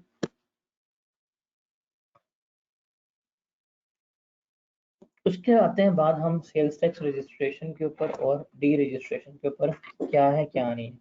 ये समरी सबके साथ जो है वो मैंने शेयर कर दी हुई थी, तो आप लोगों ने सिंपल करना है, इसको पढ़ लेना, तो 2 से 3 को पढ़ लेना। पहले ये सवाल है, ये इनके जवाब है, साफ सीधी बात है, इतना ही लिख लोगे ना, आप लोगों को मार्क्स जो है वो पूरे मिल जाएंगे। सबसे पहले है कि बताएं कौन लोग रजिस्टर्ड होगा, तो भैया मैन्युफैक्चरर जो है वो रजिस्टर्ड होगा। टीयर 1 रिटेलर जो है वो रजिस्टर्ड होंगे, importer, wholesaler, dealer, distributor registered होगा, एक्सपोर्टर जिसने रिफंड क्लेम करना है वो रजिस्टर्ड होगा, या कोई भी पर्सन जिसको एफपीआर ने कह दिया कि आपने रजिस्टर्ड होना है, उसे क्या होना पड़ेगा, उस बंदे को रजिस्टर्ड होना पड़ेगा। अगर आप रजिस्टर्ड नहीं होते तो क्या होगा, आपका बिजली गैस का कनेक्शन काट दिया जाएगा और आपकी सिमें बंद हो जाएंगी। अगर आपने दोबारा रजिस्ट्रेशन रीस्टोर करवानी है तो आप, अगर आपने दोबारा मीटर लगवाना है, जाकर दोबारा रजिस्टर करवाएं, डिफॉल्टर चार्ज पे करें, आप क्या हो जाएंगे, रजिस्टर्ड हो जाएंगे। उसके बाद है कि हमने रजिस्ट्रेशन की दरख्वास्त देनी कहाँ पे है, तो ये दरख्वास्त का दफ्तर आरटीओ, कि जब आपने सप्लाई करनी है, सप्लाई शुरू करने से पहले क्या करना है, रजिस्टर्ड होना है। रजिस्टर्ड कहाँ पे होंगे, आरटीओ पे जाके। आरटीओ का मतलब क्या है, रीजनल टैक्स ऑफिस, जो आपकी, आप जिसकी जुरिस्डिक्शन पे होंगे वहां पे जाएंगे, वहां पे क्या होंगे, रजिस्टर्ड होंगे। पब्लिक कंपनी कहाँ पे दरखास्त देगी, जहाँ पे उसका रजिस्टर्ड ऑफिस होगा, वो जिस आरटीओ में फॉल करेगा। पब्लिक कंपनी कोई मैन्युफैक्चरर है, जहाँ उसकी फैक्ट्री होगी, वो दरखास्त देंगे। पब्लिक कंपनी जो अदर देन, सॉरी ये पब्लिक नहीं है, ये प्राइवेट कंपनी है, ये प्राइवेट, कब इसको हाईलाइट कर लीजिएगा, ये अदर देन पब्लिक कंपनी है, अदर देन पब्लिक कंपनी, तो प्राइवेट कंपनी की बात हो रही है। कि अगर प्राइवेट कंपनी है, मैन्युफैक्चरर है, तो वो फैक्ट्री जहाँ पे होगी, वो जिस आरटीओ में फॉल करेंगे वहां पर रजिस्टर करेंगे। अगर कोई भी प्राइवेट कंपनी जो सर्विसेज प्रोवाइड कर रही है, तो जहाँ पे उसकी बिजनेस एक्टिविटीज हो रही हैं, वो क्या करेंगे, हम लेके चल रहे होंगे। और ये है नॉन इनकॉर्पोरेट पर्सन, मतलब हम बात कर रहे हैं एओपी की या इंडिविजुअल की, जहाँ पे कारोबार कर रहे हैं, वो जिस आरटीओ में जाएगा वहां दरख्वास्त देंगे। और कोई भी नॉन इनकॉर्पोरेट पर्सन, मतलब एओपी या इंडिविजुअल जिसका सेपरेट मैन्युफैक्चरिंग यूनिट है, दफ्तर कहीं और है, फैक्ट्री कहीं और है, तो जहाँ पे उसका दफ्तर होगा, जहाँ पे उसका मैन्युफैक्चरिंग यूनिट होगा, वो जिस आरटीओ में कॉल करेगा, हम वहां जाके क्या करेंगे, दरख्वास्त दे रहे होंगे। ये टेबल याद हो जाएगा, इसको ना जरा मार्क कर लीजिएगा, ये पब्लिक नहीं है, प्राइवेट है, ये गलती होगी, टाइपिंग एरर है, इसे प्राइवेट लिख लीजिएगा। Is that clear. उसके बाद है हमारे पास,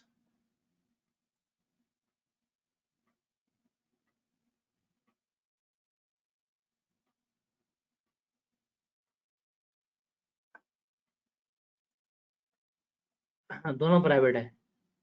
उसके बाद है हमारे पास डॉक्यूमेंट्स कौन से अटैच करने हैं दरखास्त के लिए, bank account certificate, gas, electricity metre का नंबर, बिजली के मीटर का नंबर कौन सा इस्तेमाल कर रहे हैं, कंज्यूमर आईडी होता है वो हमने लेके चलना है। प्रेमिसेस जो होंगी हमारे, उसकी जीपीएस टैग फोटोग्राफ, मैन्युफैक्चरर जो होगा अपना, वो मशीनरी की प्लांट की तस्वीरें जो है वो अपलोड करेगा।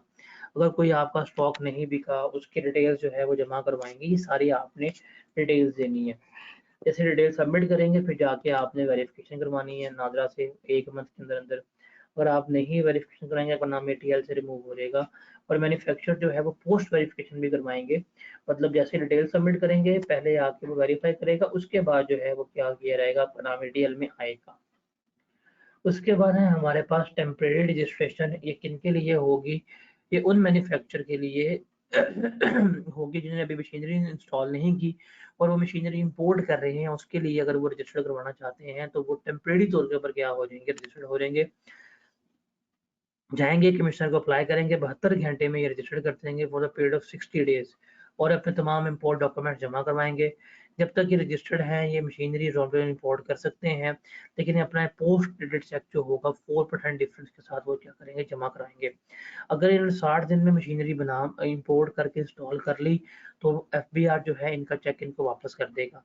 अगर इन्होंने ये मशीनरी ना मंगवाई तो फिर एफबीआर जो है वो क्या करेगा, इस चेक को इनकैश कर लेगा। और जब तक ये लोग रजिस्टर्ड रहेंगे, ये कभी भी कोई किसी किस्म के रिटर्न वगैरह जो है वो सबमिट नहीं करवा सकते। Is that clear.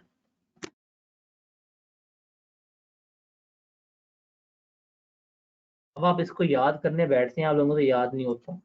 ये कर लोगे, एक रट्टा मार लोगे, इसका तो नहीं मार पाओगे। इससे आसान नहीं हो सकता जितना मैंने आसान कर दिया, इससे लिटरली आसान नहीं हो सकता। आप इसको अपनी वर्डिंग में लिख लीजिएगा, आपको मार्क्स मिलेंगे, बट लिखना सही है, लिखना रेलेवेंट है।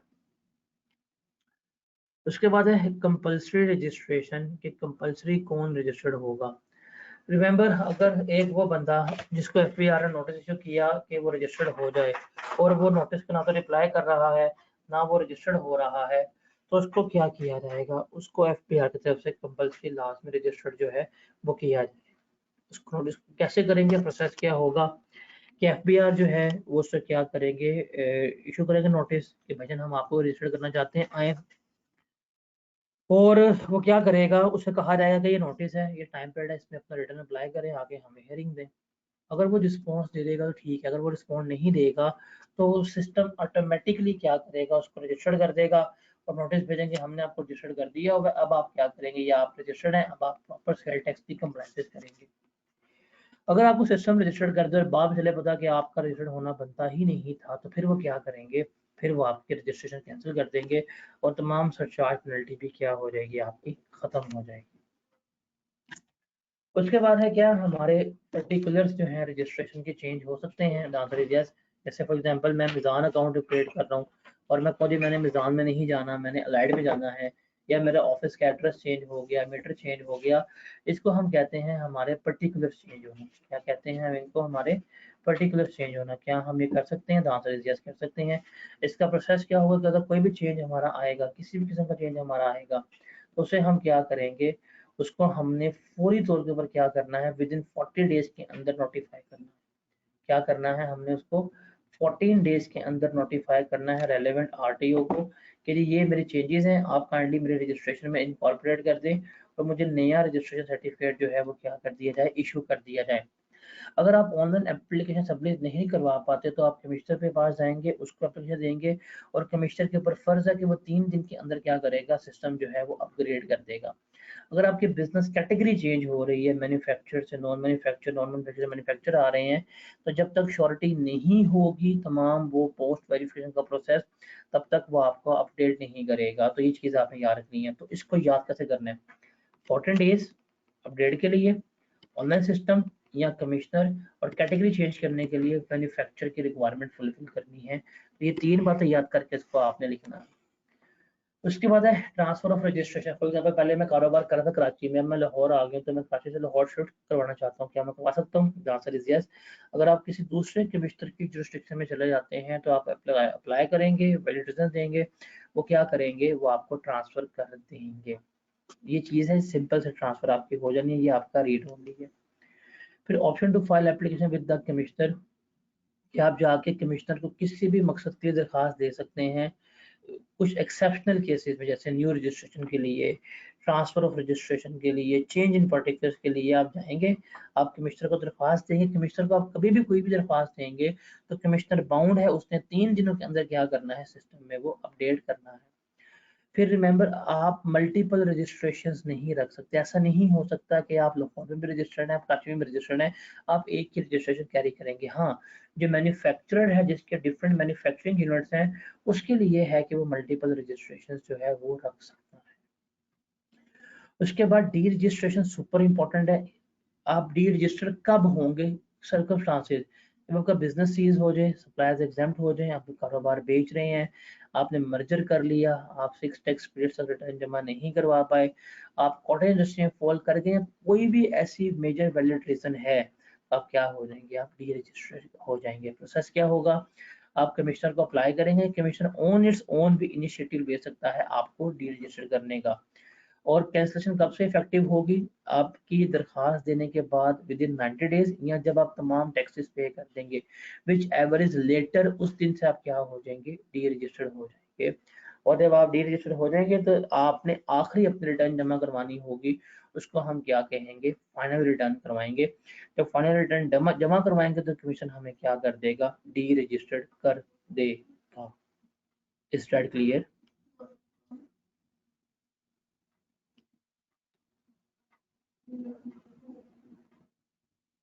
जी जनाब, ये क्लियर है।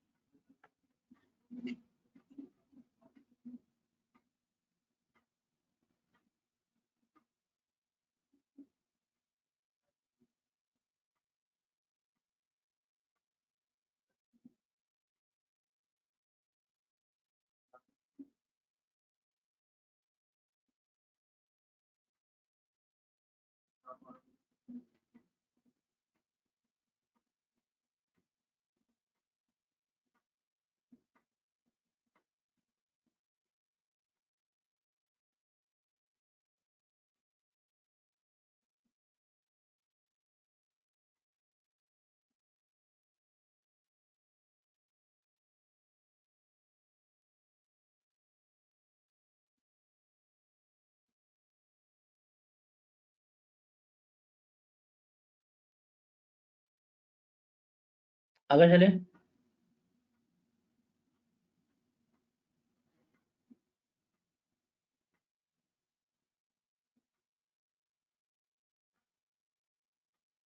अब आगे इस चैप्टर का सबसे जो फेमस और पीक क्वेश्चन है, that is about the black listing and suspension. ये सस्पेंशन और ब्लैक लिस्टिंग अच्छी तरह करना है। सस्पेंशन कब होती है? रजिस्ट्रेशन की। देखिए कमिश्नर आप या एफपीआर जो है आपकी रजिस्ट्रेशन सस्पेंड कर सकता है कब? जब उन्हें शक हो कि टैक्स फ्रॉड कर रहे हैं या फेक इनवॉइसेस इशू किए हैं या टैक्स एविजन की है, तो वो क्या कर सकते हैं, वो आपको विदाउट प्रायर नोटिस क्या कर सकते हैं, सीधा आपको सस्पेंड कर देंगे। और इनके ऊपर जो है ना फॉलोइंग, इसके ऊपर क्या करेंगे, वो आपको नोटिस इशू करेंगे। क्या? अगर आप एड्रेस पे नहीं हैं, आप बिजनेस प्रेमिसेस की एक्सेस नहीं देते, आपके नॉर्मल टैक्स प्रोफाइल है, या ब्लैक लिस्टेड लोगों से या सस्पेंडेड पर्सन से आपकी सब्सटेंशियल परचेजेस या सेल्स हैं, आप रिटर्न फाइल नहीं करते, या कोई और कमिश्नर कह देता है, कोई भी स्पेसिफाइड रीजन हो, आप क्या कर दिए रहेंगे, सीधे के सीधे सस्पेंड कर दिए रहेंगे। हाँ, अगर आप 6 टैक्स कंसेक्टिव पीरियड्स तक जमा नहीं कराते तो आप ऑटोमेटिकली क्या हो जाएंगे, सिस्टम में सस्पेंड हो जाएंगे।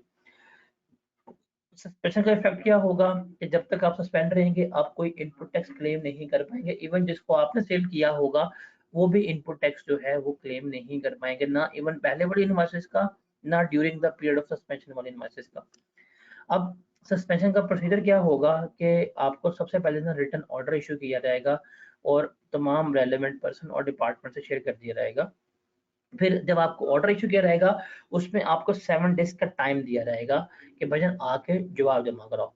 फिर कमिश्नर जो है वो क्या करेगा, आपको शो कॉज नोटिस जो है वो इशू कर देगा जिसमें 15 डेज का टाइम है। अगर आप शो कॉज नोटिस का रिस्पॉन्ड नहीं दोगे तो क्या कर देंगे, अगर आपने रिस्पॉन्ड नहीं दिया, रिकॉर्ड प्रोवाइड नहीं किए या प्रेमिसेस एक्सेस नहीं दी, तो आप क्या हो जाएंगे, वो आप ब्लैक लिस्ट हो जाएंगे। अगर कमिश्नर आपको शो कॉज नोटिस 7 डेज में नहीं देगा तो आपकी सस्पेंशन जो है वो क्या हो जाएगी, वाइड हो जाएगी। अगर आपका अपने गिवन रजिस्टर्ड एड्रेस पे नहीं पाए जाते तो आपका जो नाम का नोटिस होगा वो रेलेवेंट आरटीओ एलटीओ में क्या किया रहेगा, चुस्पान कर दिया रहेगा। हम नोटिस बोर्ड पर लगा देंगे कि ये इश्तहारी है, वांटेड है। और अगर आपको शॉक कॉज नोटिस आया और कमिश्नर सेटिस्फाई हो गया तो वो आपके सस्पेंशन जो है वो क्या कर सकता है, वो रिमूव भी कर सकता है। हो जाएगा सस्पेंशन याद। पहला हेडिंग कंडीशन, दूसरी हेडिंग इफेक्ट, तीसरी हेडिंग प्रोसीजर। इतने तो आप प्रोफेशनल स्टडीज में हैं, इसे क्रैम क्रैम कर लोगे। उसके बाद है ब्लैक लिस्टिंग। मुंह काला कब किया जाता है? जब चोरी पकड़ी जाए तो खोते बिठा के भेज देते हैं। जब आपका ऑफेंस कंफर्म हो जाए कि वाकई फेक इनवॉइसेस थी, टैक्स फ्रॉड सब कंफर्म हो गया, सस्पेंशन के बाद इंक्वायरी भी, फिर आप क्या हो जाएंगे, ब्लैक लिस्ट हो जाएंगे। कमिश्नर आपको ऑर्डर इशू करेगा, अपीलेबल होगा कि हम आपको ब्लैक लिस्ट कर रहे हैं। ऑर्डर में लिखा होगा रीजन ऑफ ब्लैक लिस्टिंग क्या है, टाइम पीरियड कब से कब तक आपकी ब्लैक लिस्टिंग जो है वो शुरू हुई है, कौन कौन सा इनपुट टैक्स आप क्लेम नहीं कर पाएंगे, जो आपने सेल्स की हैं उसके ऊपर अगला इनपुट टैक्स नहीं क्लेम कर पाएगा वो लिखेंगे, पेनल्टीज कितनी है, रिकवरीज कितनी है वो आपको बताएंगे। रिमेंबर ये नोटिस जो है वो 90 डेज में आपने इशू करना है। अगर नहीं करेंगे तो ये सारी इंक्वायरीज जो है वो क्या हो जाएंगी, आपकी वाइड कंसिडर हो जाएंगी। कॉपीज जो है वो सारी आप सेंड करेंगे रजिस्टर्ड पर्सन को भी, तमाम रेलेवेंट डिपार्टमेंट को भी, इनलैंड रेवेन्यू के ऑफिसर्स को भी, तमाम जगह पे आप अपनी इस ब्लैक लिस्टिंग ऑर्डर की कॉपी सेंड कर देंगे। Got it. तो ये आपका चैप्टर है sales tax registration, D registration और black listing. Now is it easy के स्टिल इज इट डिफिकल्ट?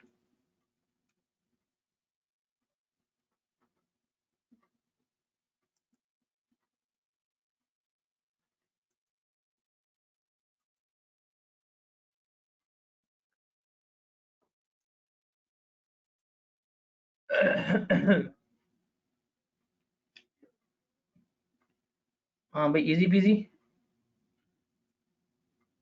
मेरे से ना अच्छी खासा मुझे फीवर हो रहा है, मुझे चक्कर आ रहे हैं, स्क्रीन पे फोकस नहीं हो पा रहा मेरे से। अब हम देखते हैं सेल टैक्स रिकॉर्ड्स।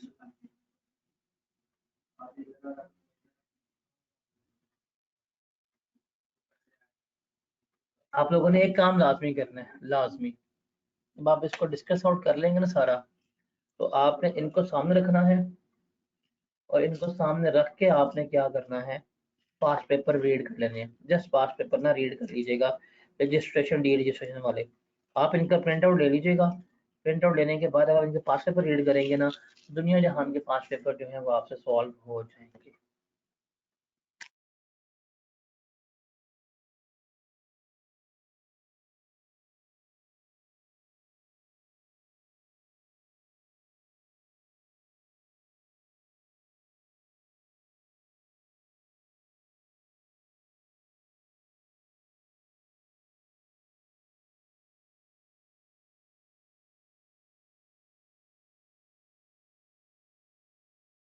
अब ये चैप्टर है और ये चैप्टर ना आपके वैसे लीस्ट इंपॉर्टेंट है, लेकिन जब इंसान की माड़ी होनी हो ना जिंदगी में, जब उसकी लिखी हो तो हो जाती है। लाइक लिटरली मैं बताता हूँ मैं आप लोगों को ना, तो मैं लास्ट ईयर की बात है, इस साल तो नहीं, लास्ट ईयर मैं सितंबर में बाइक टूर पे गया हुआ था और मैं प्रॉपर ऑफ रोडिंग का ट्रैक कर रहा था बिल्कुल। आपने शायद जिंदगी में ना कभी नाम सुना हो, एक ट्रैक आता है उसको कहते हैं बाबून। कभी आप इसको गूगल कीजिएगा, कभी भी यूट्यूब पे देखिएगा। तो बाबून का ट्रैक, बारिश हो रही है, स्नोफॉल हो रहा है, बड़ा गंदा ट्रैक था और मैं उतर रहा था। पूरा ट्रैक किया, बड़ा सेफ एंड साउंड, मतलब जिंदगी का सबसे गंदा ट्रैक था मेरा। नीचे आ गया, कुछ भी नहीं हुआ, बड़ा खुश था, ये और वो कर रहा, बाइक को भी कुछ नहीं हुआ। फिर जब वापस लाहौर आते हुए ना, एक बिल्कुल फ्लैट रोड के ऊपर, जहाँ पे कोई खड्डा नहीं, कुछ भी नहीं, वहां गिर गया मैं। मतलब पहाड़ पे नहीं बाइक पे गिरा, लेकिन रोड पे गिर गया। जब इंसान की लिखी होती है ना, वो हो जाती है। ये चैप्टर लीस्ट इंपॉर्टेंट है आपका। इसमें से आप, मैंने ऑटम 2009 से लेके स्प्रिंग 25 तक के सारे पास पेपर देखे हैं, 2 सवाल आए हैं। वो मैं आपको अभी बता देता हूँ कौन कौन से आए हैं। लेकिन आपने वो 2 सवाल तो लाजमी करने हैं, बट इसको छोड़ना नहीं है। भाई मैं रिस्पॉन्सिबिलिटी नहीं लूंगा, वो ना हो कि आप मेरे कहने पे छोड़ दे, बाद मेरा सर फाड़ रहे हो। ऑटम 9 से लेके स्प्रिंग 25 तक 2 सवाल आए हैं। एक आया है रिकॉर्ड्स का, और दूसरा सवाल आपको इसमें से आया है ये वाला, रिकवरी ऑफ शॉर्ट टेक्स्ट का। सिर्फ ये 2 सवाल है, लेकिन आप इसको रीड सारा करेंगे, आपने इसको छोड़ना नहीं है। Is that clear? और सबसे ज्यादा recovery of short text I हुई है, सबसे ज्यादा। और आपको शायद पता हो, मैं हमेशा बताता हूँ कि सेल्स टेक्स्ट में सबसे वर्स्ट परफॉर्मिंग एरिया कौन सा है, बताएं जरा।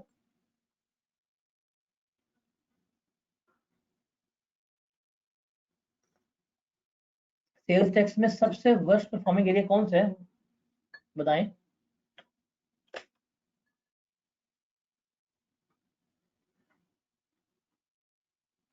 थेरी। उस सेल्स टैक्स की थ्योरी में ना, हिस्टोरिकली आज तक जो सबसे वर्स्ट अटेम्प्टेड क्वेश्चन है वो शॉर्ट टैक्स रिकवरी का, जिसका भी हम डिस्कस करते हैं।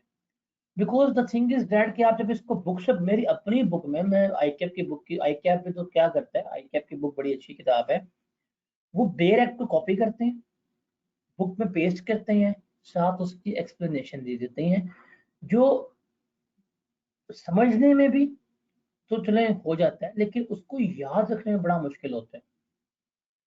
तो मैंने बुक में सिंपल लिखा हुआ है, वो सिंपल को सिंपल होने के बावजूद आप चैप्टर पढ़ेंगे, दिमाग घूम जाएगा, यार क्या बात कर रहे हैं। तो इसलिए this is the best summarized way, आप इसको लेके चल सकते हैं। देखिए, सबसे पहले है सवाल रिकॉर्ड कीपिंग का, कि रिकॉर्ड हमें कौन कौन से अपने पास जो है वो रखने हैं। देखिए, रिकॉर्ड कीपिंग में आपने अपने रजिस्टर्ड ऑफिस पे रिकॉर्ड रखने हैं, कौन कौन से, परचेज, इंपोर्ट, सप्लायर्स का, जिस पर डिस्क्रिप्शन, क्वांटिटी, वैल्यू लिखी हो, आपके एग्जाम सप्लाईज कितनी, सिक्योरिटी कितनी है वो लिखा हो, इनवॉइसेस कितनी इशू हुई है, debit note, credit note, bank statement, banking instrument, utility bill, labour bill, cash book, gate agreements, gate passes, return inward, return outward, ये सारे कुछ जो है वो क्या है, वो उसने आपने यहाँ पे रिकॉर्ड्स मेंटेन करने हैं। कब तक मेंटेन करने हैं? 6 इयर्स तक, टाइमलाइन में जो आपने लिखा है मेंटेन करने हैं। एफबीआर के बाद पावर क्या है? एफबीआर किसी भी साल का आपसे रिकॉर्ड जो है वो मंगवा सकता है। किसी भी साल की कोई भी सेल परचेज ट्रांजैक्शन जो है वो, पेमेंट के प्रूफ जो है वो आपसे मंगवा सकता है। अगर आपका ऑडिट कंपनीज एक्ट के मुताबिक हो रहा है तो आपके लिए लाजमी है कि आप अपनी ऑडिटेड फाइनेंशियल स्टेटमेंट जो हैं वो भी सबमिट करवाएंगे जब आप रिटर्न जमा करवा रहे होंगे। और रिकॉर्ड आपके कंप्लीट होने चाहिए, एक्यूरेट होने चाहिए इंस्पेक्शंस के लिए हमेशा, और ये इलेक्ट्रॉनिकली और फिजिकली हर मोड में क्या होने चाहिए, मौजूद होने चाहिए। अब मुझे खुद बताओ जल्दी से, स्क्रीन बड़ी विजिबल है मैं देख रहा हूँ, क्या ये टेबल याद करना या इसको याद क्रैम नहीं करना, इसको अच्छी तरह पढ़ना मुश्किल है कि नहीं है, बताएं कि आसान है?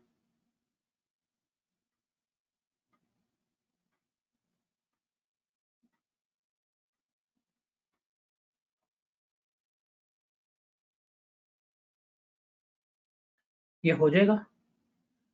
ये रिकॉर्ड लाजमी आता है, मैं आपको बता दूं, रिकॉर्ड में से लाजमी आपको उसने पूछना है।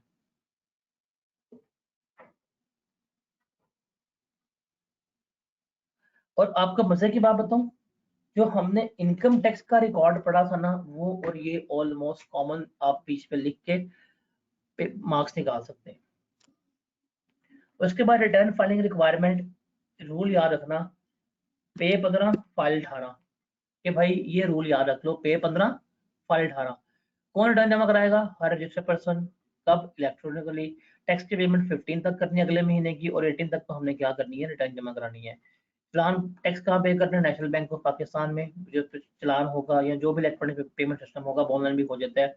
और पेमेंट डेट रूल है, अगर आप चेक जमा कराएंगे तो वो आपने फिर बैंकिंग डेज में ही करवाना होगा। और अगर पे ऑर्डर दे रहे हैं तो वो एफपीआर के नाम पे क्या होना चाहिए, टेंडर्ड होना चाहिए। तो ये आपकी रिटर्न फाइलिंग रिक्वायरमेंट है।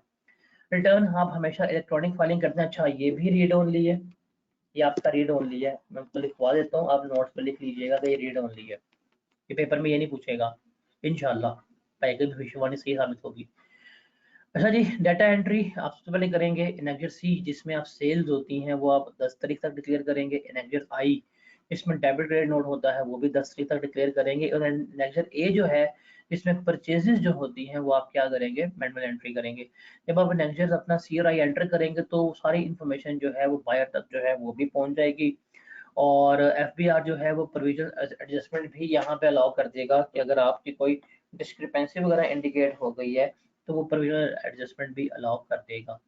फिर सर्टन मैन्युफैक्चर, अगर शुगर मैन्युफैक्चर हो गए, सीमेंट मैन्युफैक्चर हो गई, या अपनी क्वांटिटेटिव डिटेल भी बताएंगे कि हमने कितनी क्वांटिटी बनाई, कितनी सोल्ड हुई, कितनी स्टॉक में है, तो उसकी इंफॉर्मेशन भी जमा करवाएंगे। उसके बाद है स्पेशल रिटर्न या एनुअल रिटर्न। याद रखिएगा कि एफबीआई के पास अथॉरिटी है, वो किसी भी बंदे को कह सकते हैं कि आपने हमें अपनी स्पेशल रिटर्न जो है वो जमा करवानी है, टाइम पीरियड लिखा होगा। एनुअल रिटर्न जो है वो कौन जमा कराएगा? हर रजिस्टर्ड कंपनी जमा करवाएगी। और उसकी ड्यू डेट क्या होगी? 30 सितंबर जो है वो उसकी क्या होगी, ड्यू डेट।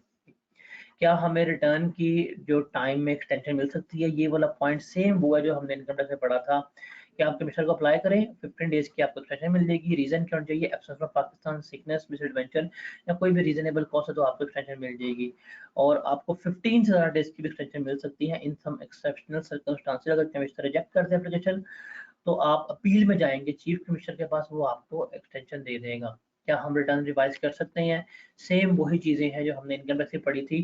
यस, हम रिटर्न रिवाइज कर सकते हैं। कब? टाइम लिमिट है with in 120 days of filing of return, बस टाइम लिमिट चेंज है कि आपने 120 दिन के अंदर ही रिटर्न रिवाइज करनी है। 120 दिन के बाद तो रिटर्न रिवाइज कभी भी हो सकती नहीं है। लेकिन अगर आप 60 दिन के अंदर रिटर्न रिवाइज करना चाह रहे हैं, देखें, अगर सवाल पे देखें, स्क्रीन पे देखें, अगर टैक्स पेबल बढ़ रहा है या रिफंडेबल कम हो रहा है तो कमिश्नर की अप्रूवल नहीं चाहिए। विद इन 60 डेज आप विदाउट अप्रूवल कर सकते हैं। अगर आपका टैक्स पेबल कम हो रहा है या आपका रिफंडेबल बढ़ रहा है तो आपको अप्रूवल रिक्वायर हो गया, पहले अप्रूवल लेंगे फिर ही क्या करेंगे। इवन विद इन 60 डेज भी आप रिटर्न रिवाइज करेंगे। और अगर आपका 60 डेज के बाद रिटर्न रिवाइज करें, 60 डेज से 120 डेज से क्या कर सकते हैं, आप अप्रूवल लेके कर सकते हैं। ठीक है। और अगर बिफोर ऑडिट नोटिस है तो जितना भी टैक्स कम पे किया है वो पे करें, डिफॉल्ट चार्ज पे करें, कहानी खत्म हो जाएगी। ड्यूरिंग ऑडिट है तो 25% पेनल्टी, और आफ्टर ऑडिट मतलब शोकस ऑडिट इशू होगा तो आपको 100% पेनल्टी जो है वो पे करनी पड़ेगी। ये रीड ओनली है। फिर है फाइनल रिटर्न। अभी पड़ा है, जो बंदा डी रजिस्टर होगा तो वो अपनी आखिरी लाइबिलिटी पे करेगा फाइनल रिटर्न के जरिए। रिटर्न के particular that is totally read only, इसको याद करने की जरूरत नहीं है कि पर्टिकुलर्स क्या होते हैं, ये बिल्कुल भी याद करने की जरूरत नहीं है। हाँ, ये चीज याद करनी है आपकी, ये ये रिटर्न्स और रिटर्न्स फाइलिंग रिक्वायरमेंट जो है ना, ये सुपर इंपॉर्टेंट है कि कौन कब जमा कराएगा। मंथली रिटर्न हर रजिस्टर्ड बंदा जमा कराएगा, ड्यू डेट 15 होगी। स्पेशल रिटर्न रजिस्टर्ड या अनरजिस्टर्ड जिसको कमिश्नर कह देगा वही होगी। फाइनल रिटर्न जो बंदा डी रजिस्टर्ड होगा वो जमा कराएगा। एनुअल रिटर्न कौन जमा कराएगा, कंपनीज जो हैं वो जमा करवाएंगी। ऑडिट मैं आपको नहीं डिस्कस कर रहा, ऑडिट असेसमेंट ये सारा मैंने वहाँ पे इनकम टैक्स में हमने डिस्कस किया था। आप इसे पढ़ लेंगे आपको समझ आ जाएगी, because audit and assessment income tax की इसकी सेम ही है, ऑलमोस्ट कोई तब्दीली नहीं है। हम दो लास्ट पॉइंट डिस्कस करेंगे, एक है ड्राइंग ऑफ सैंपल्स का और एक है रिकवरी ऑफ शॉर्ट टैक्स का। देखिए ड्राइंग ऑफ सैंपल्स का मतलब है कि डिपार्टमेंट का बंदा आके आपके सिस्टम से सैंपल्स जो है विड्रॉ कर सकता है। मतलब जो ऑथराइज्ड बंदा होगा वो आपके गुड्स का रॉ मटेरियल का सैंपल ले सकता है, सेल्स टैक्स लायबिलिटी मालूम करने के लिए, वैल्यू ऑफ गुड्स को मालूम करने के लिए, आपके सिस्टम को चेक करने के लिए वो क्या कर सकता है, वो मिनिमम क्वांटिटी लेगा, सिस्टम में एंटर करे, देखेगा आप किस तरह से आपका सिस्टम वर्क कर रहा है, प्रॉपर इनवॉइसेस वगैरह शुरू हो रही हैं या नहीं हो रही, तो वो सैम्पलिंग बेसिस के ऊपर डाटा भी कलेक्ट कर सकता है। और recovery of short tax super important है। अगर आपका टैक्स पेड कम है लेकिन टैक्स की ज़्यादा था, मतलब टैक्स बंदा 100 था, पे किया 50 रुपए, तो शॉर्ट अमाउंट जो है वो आप क्या कर सकते हैं, वो डिपार्टमेंट रिकवर करवा लेंगे विदाउट नोटिस इशू। आप नोटिस इशू नहीं करेंगे, सीधी वो अमाउंट प्लस डिफॉल्ट और चार्ज रिकवर करा लेंगे। कैसे, आपके प्रेमिसेस से गुड्स को रोक देंगे, आपके गुड्स कब्जे में लेके बेच के पैसे रिकवर करवा लेंगे, या आपके बैंक अकाउंट्स में से क्या करेंगे, पैसे जो है वो विदड्रॉ निकलवा लेंगे। तो ये है आपका रिकॉर्ड्स। रिकॉर्ड्स में मैं आपको बता देता हूँ जो लाजमी करना है भाई, ये वाला लाजमी करना है नंबर 1, ये बाकी मैंने बता दिया रीड ओनली। एक ये वाला लाजमी करना है नंबर 2 एनुअल रिटर्न वाला। उसके बाद ये टेबल आप लोगों ने लाजमी करना है, 3 हो गया। उसके बाद ये 2 आपने लाजमी करने हैं। इसके अलावा आपको रिकॉर्ड में कोई किसी किस्म की जरूरत नहीं। हाँ भी क्लियर है।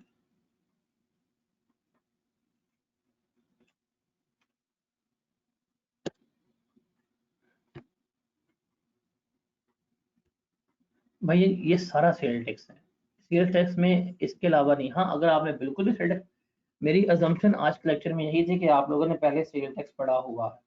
अगर आपने बिल्कुल भी सेल्स टैक्स नहीं पढ़ा तो आप डिस्क्रिप्शन में जाएंगे, आपके पास वीडियोस होंगे, आप उनको देख लीजिएगा, आपका सेल्स टैक्स जो है वो रिकॉल हो जाएगा अगर बिल्कुल भी नहीं पढ़ा। बट मैंने जब सबसे लिया था तो आप सबने पढ़ा हुआ था, तो इसलिए मेरे ख्याल से अब आप लोगों का पूरा सेल्स टैक्स जो है वो रिकॉल हो गया होगा, हर चीज आपको समझ लग गई होगी। ऐसा है कि नहीं?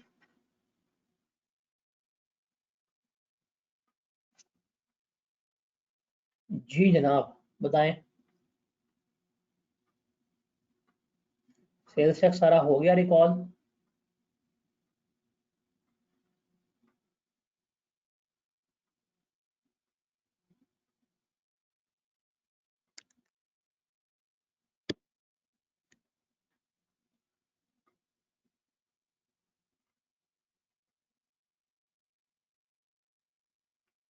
तो इसका मतलब we can finally say that कि हम लोगों ने 6 दिन में टैक्स पूरा कर लिए। 5वां दिन है वैसे हमारा, कल प्रैक्टिस का डे है, ऐसे ही है।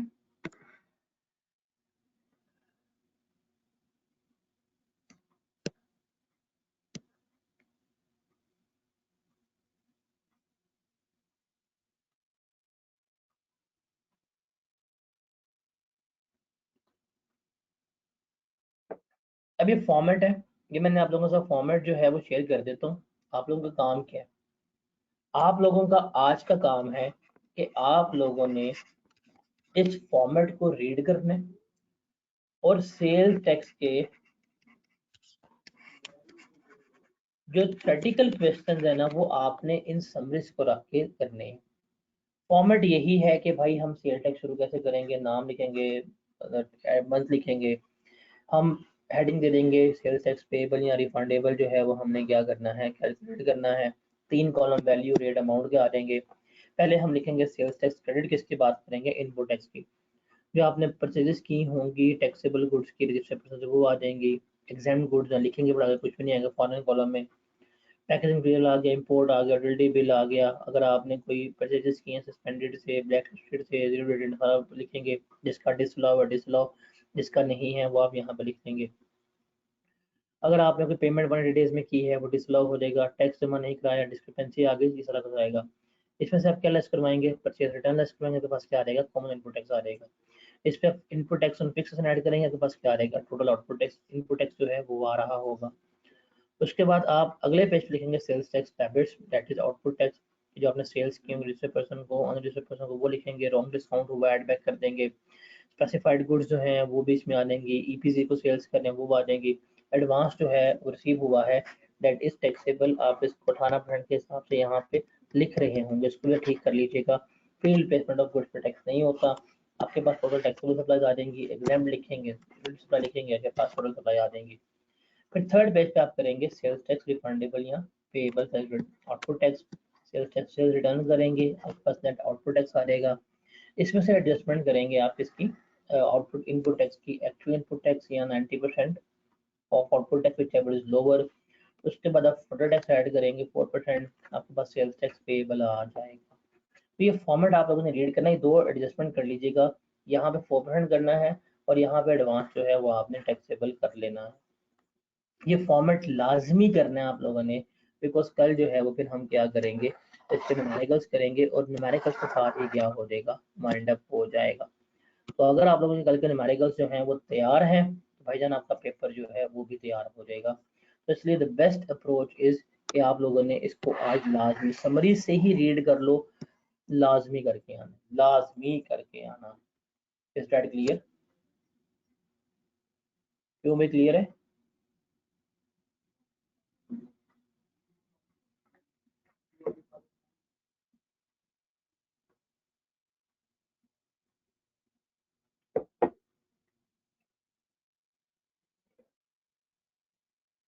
अच्छा जी, आप लोगों ने अगर टेक्स्ट का पेपर पास करना है ना, तो मैंने आप लोगों के साथ ना ये एक पीडीएफ फाइल शेयर की है, इस पे सारी इंस्ट्रक्शन सारा कुछ जो है वो लिखा हुआ है।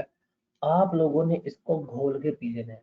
घोल के पीने का मतलब ये नहीं कि पानी में, मतलब इसमें जो चीजें लिखी है ना, ये जो जो पास पेपर बताए हैं इनको आपने एडजस्टमेंट्स को पास पेपर को लाजमी सॉल्व करना है, लिख के सॉल्व करना है, समझना है लॉजिक्स के साथ।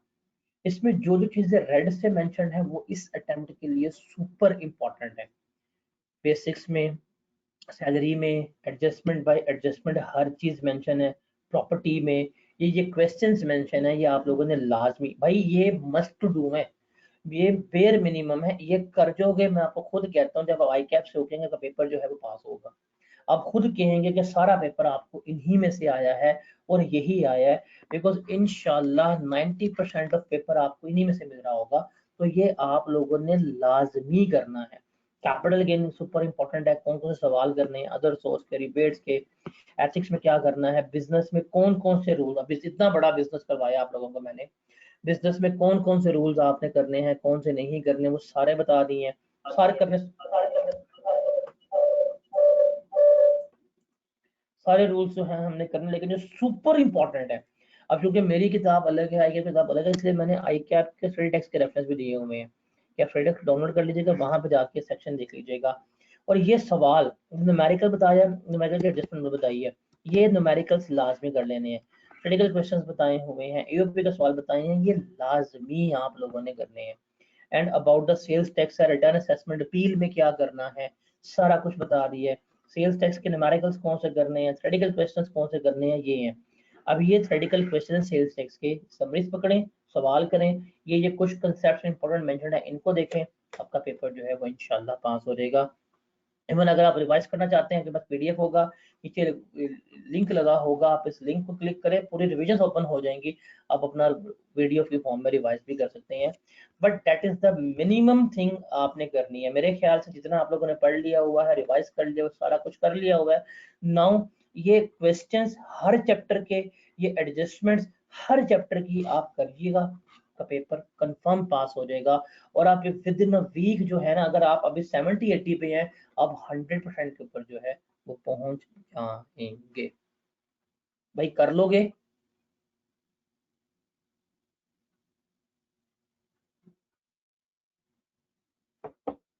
कि नहीं कर पाओगे?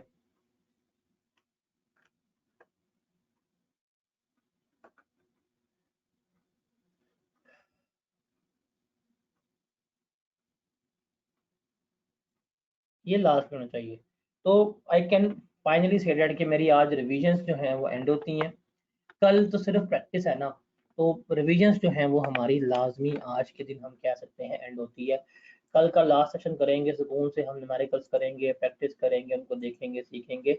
बट हर एक चीज़ चैप्टर 1 से लेके एंड तक सारी मैंने आप लोगों को करवा दी है डे 5 में। मेरे ख्याल से I have given my best और आप लोगों को मज़ा भी आया होगा। और वो जो हमने कहा था कि ये वाकई ही रिविजन्स हैं, ये रिविजन्स नहीं है। हमने पूरा के पूरा फुल फ्लेज क्वेश्चन जो है वो आपको टॉपिक जो है वो करवाया है। ईच एंड एवरीथिंग जो है आपको बताइए, ताकि आपका पेपर जो है वो पास हो जाए। अपना फीडबैक लाजमी दीजिएगा, लाजमी। अभी दे दें, क्या रहेगा, टेस्टिमोनियल्स रिकॉर्ड करके। ठीक है जी। क्योंकि फ्राइडे है तो हमने पहले ही कहा था कि हमने जल्दी स्टार्ट किया, जल्दी वाइंड अप कर रहे हैं फ्राइडे की वजह से। कल 11:30 पे शुरू होगा और कल इंशाल्लाह कोई 4 साढ़े 4 घंटे कोई जो सेल्स टैक्स के इम्पोर्टेंट सवाल है ना जो मैंने यहाँ मेंशन किए हैं सेल्स टैक्स के, ये मैं करवाऊंगा। सरमाया, एसोसिएट, समाज, सीमा, ये सारे करेंगे। ठीक है जी। मिलते हैं इंशाल्लाह कल। अल्लाह हाफिज़।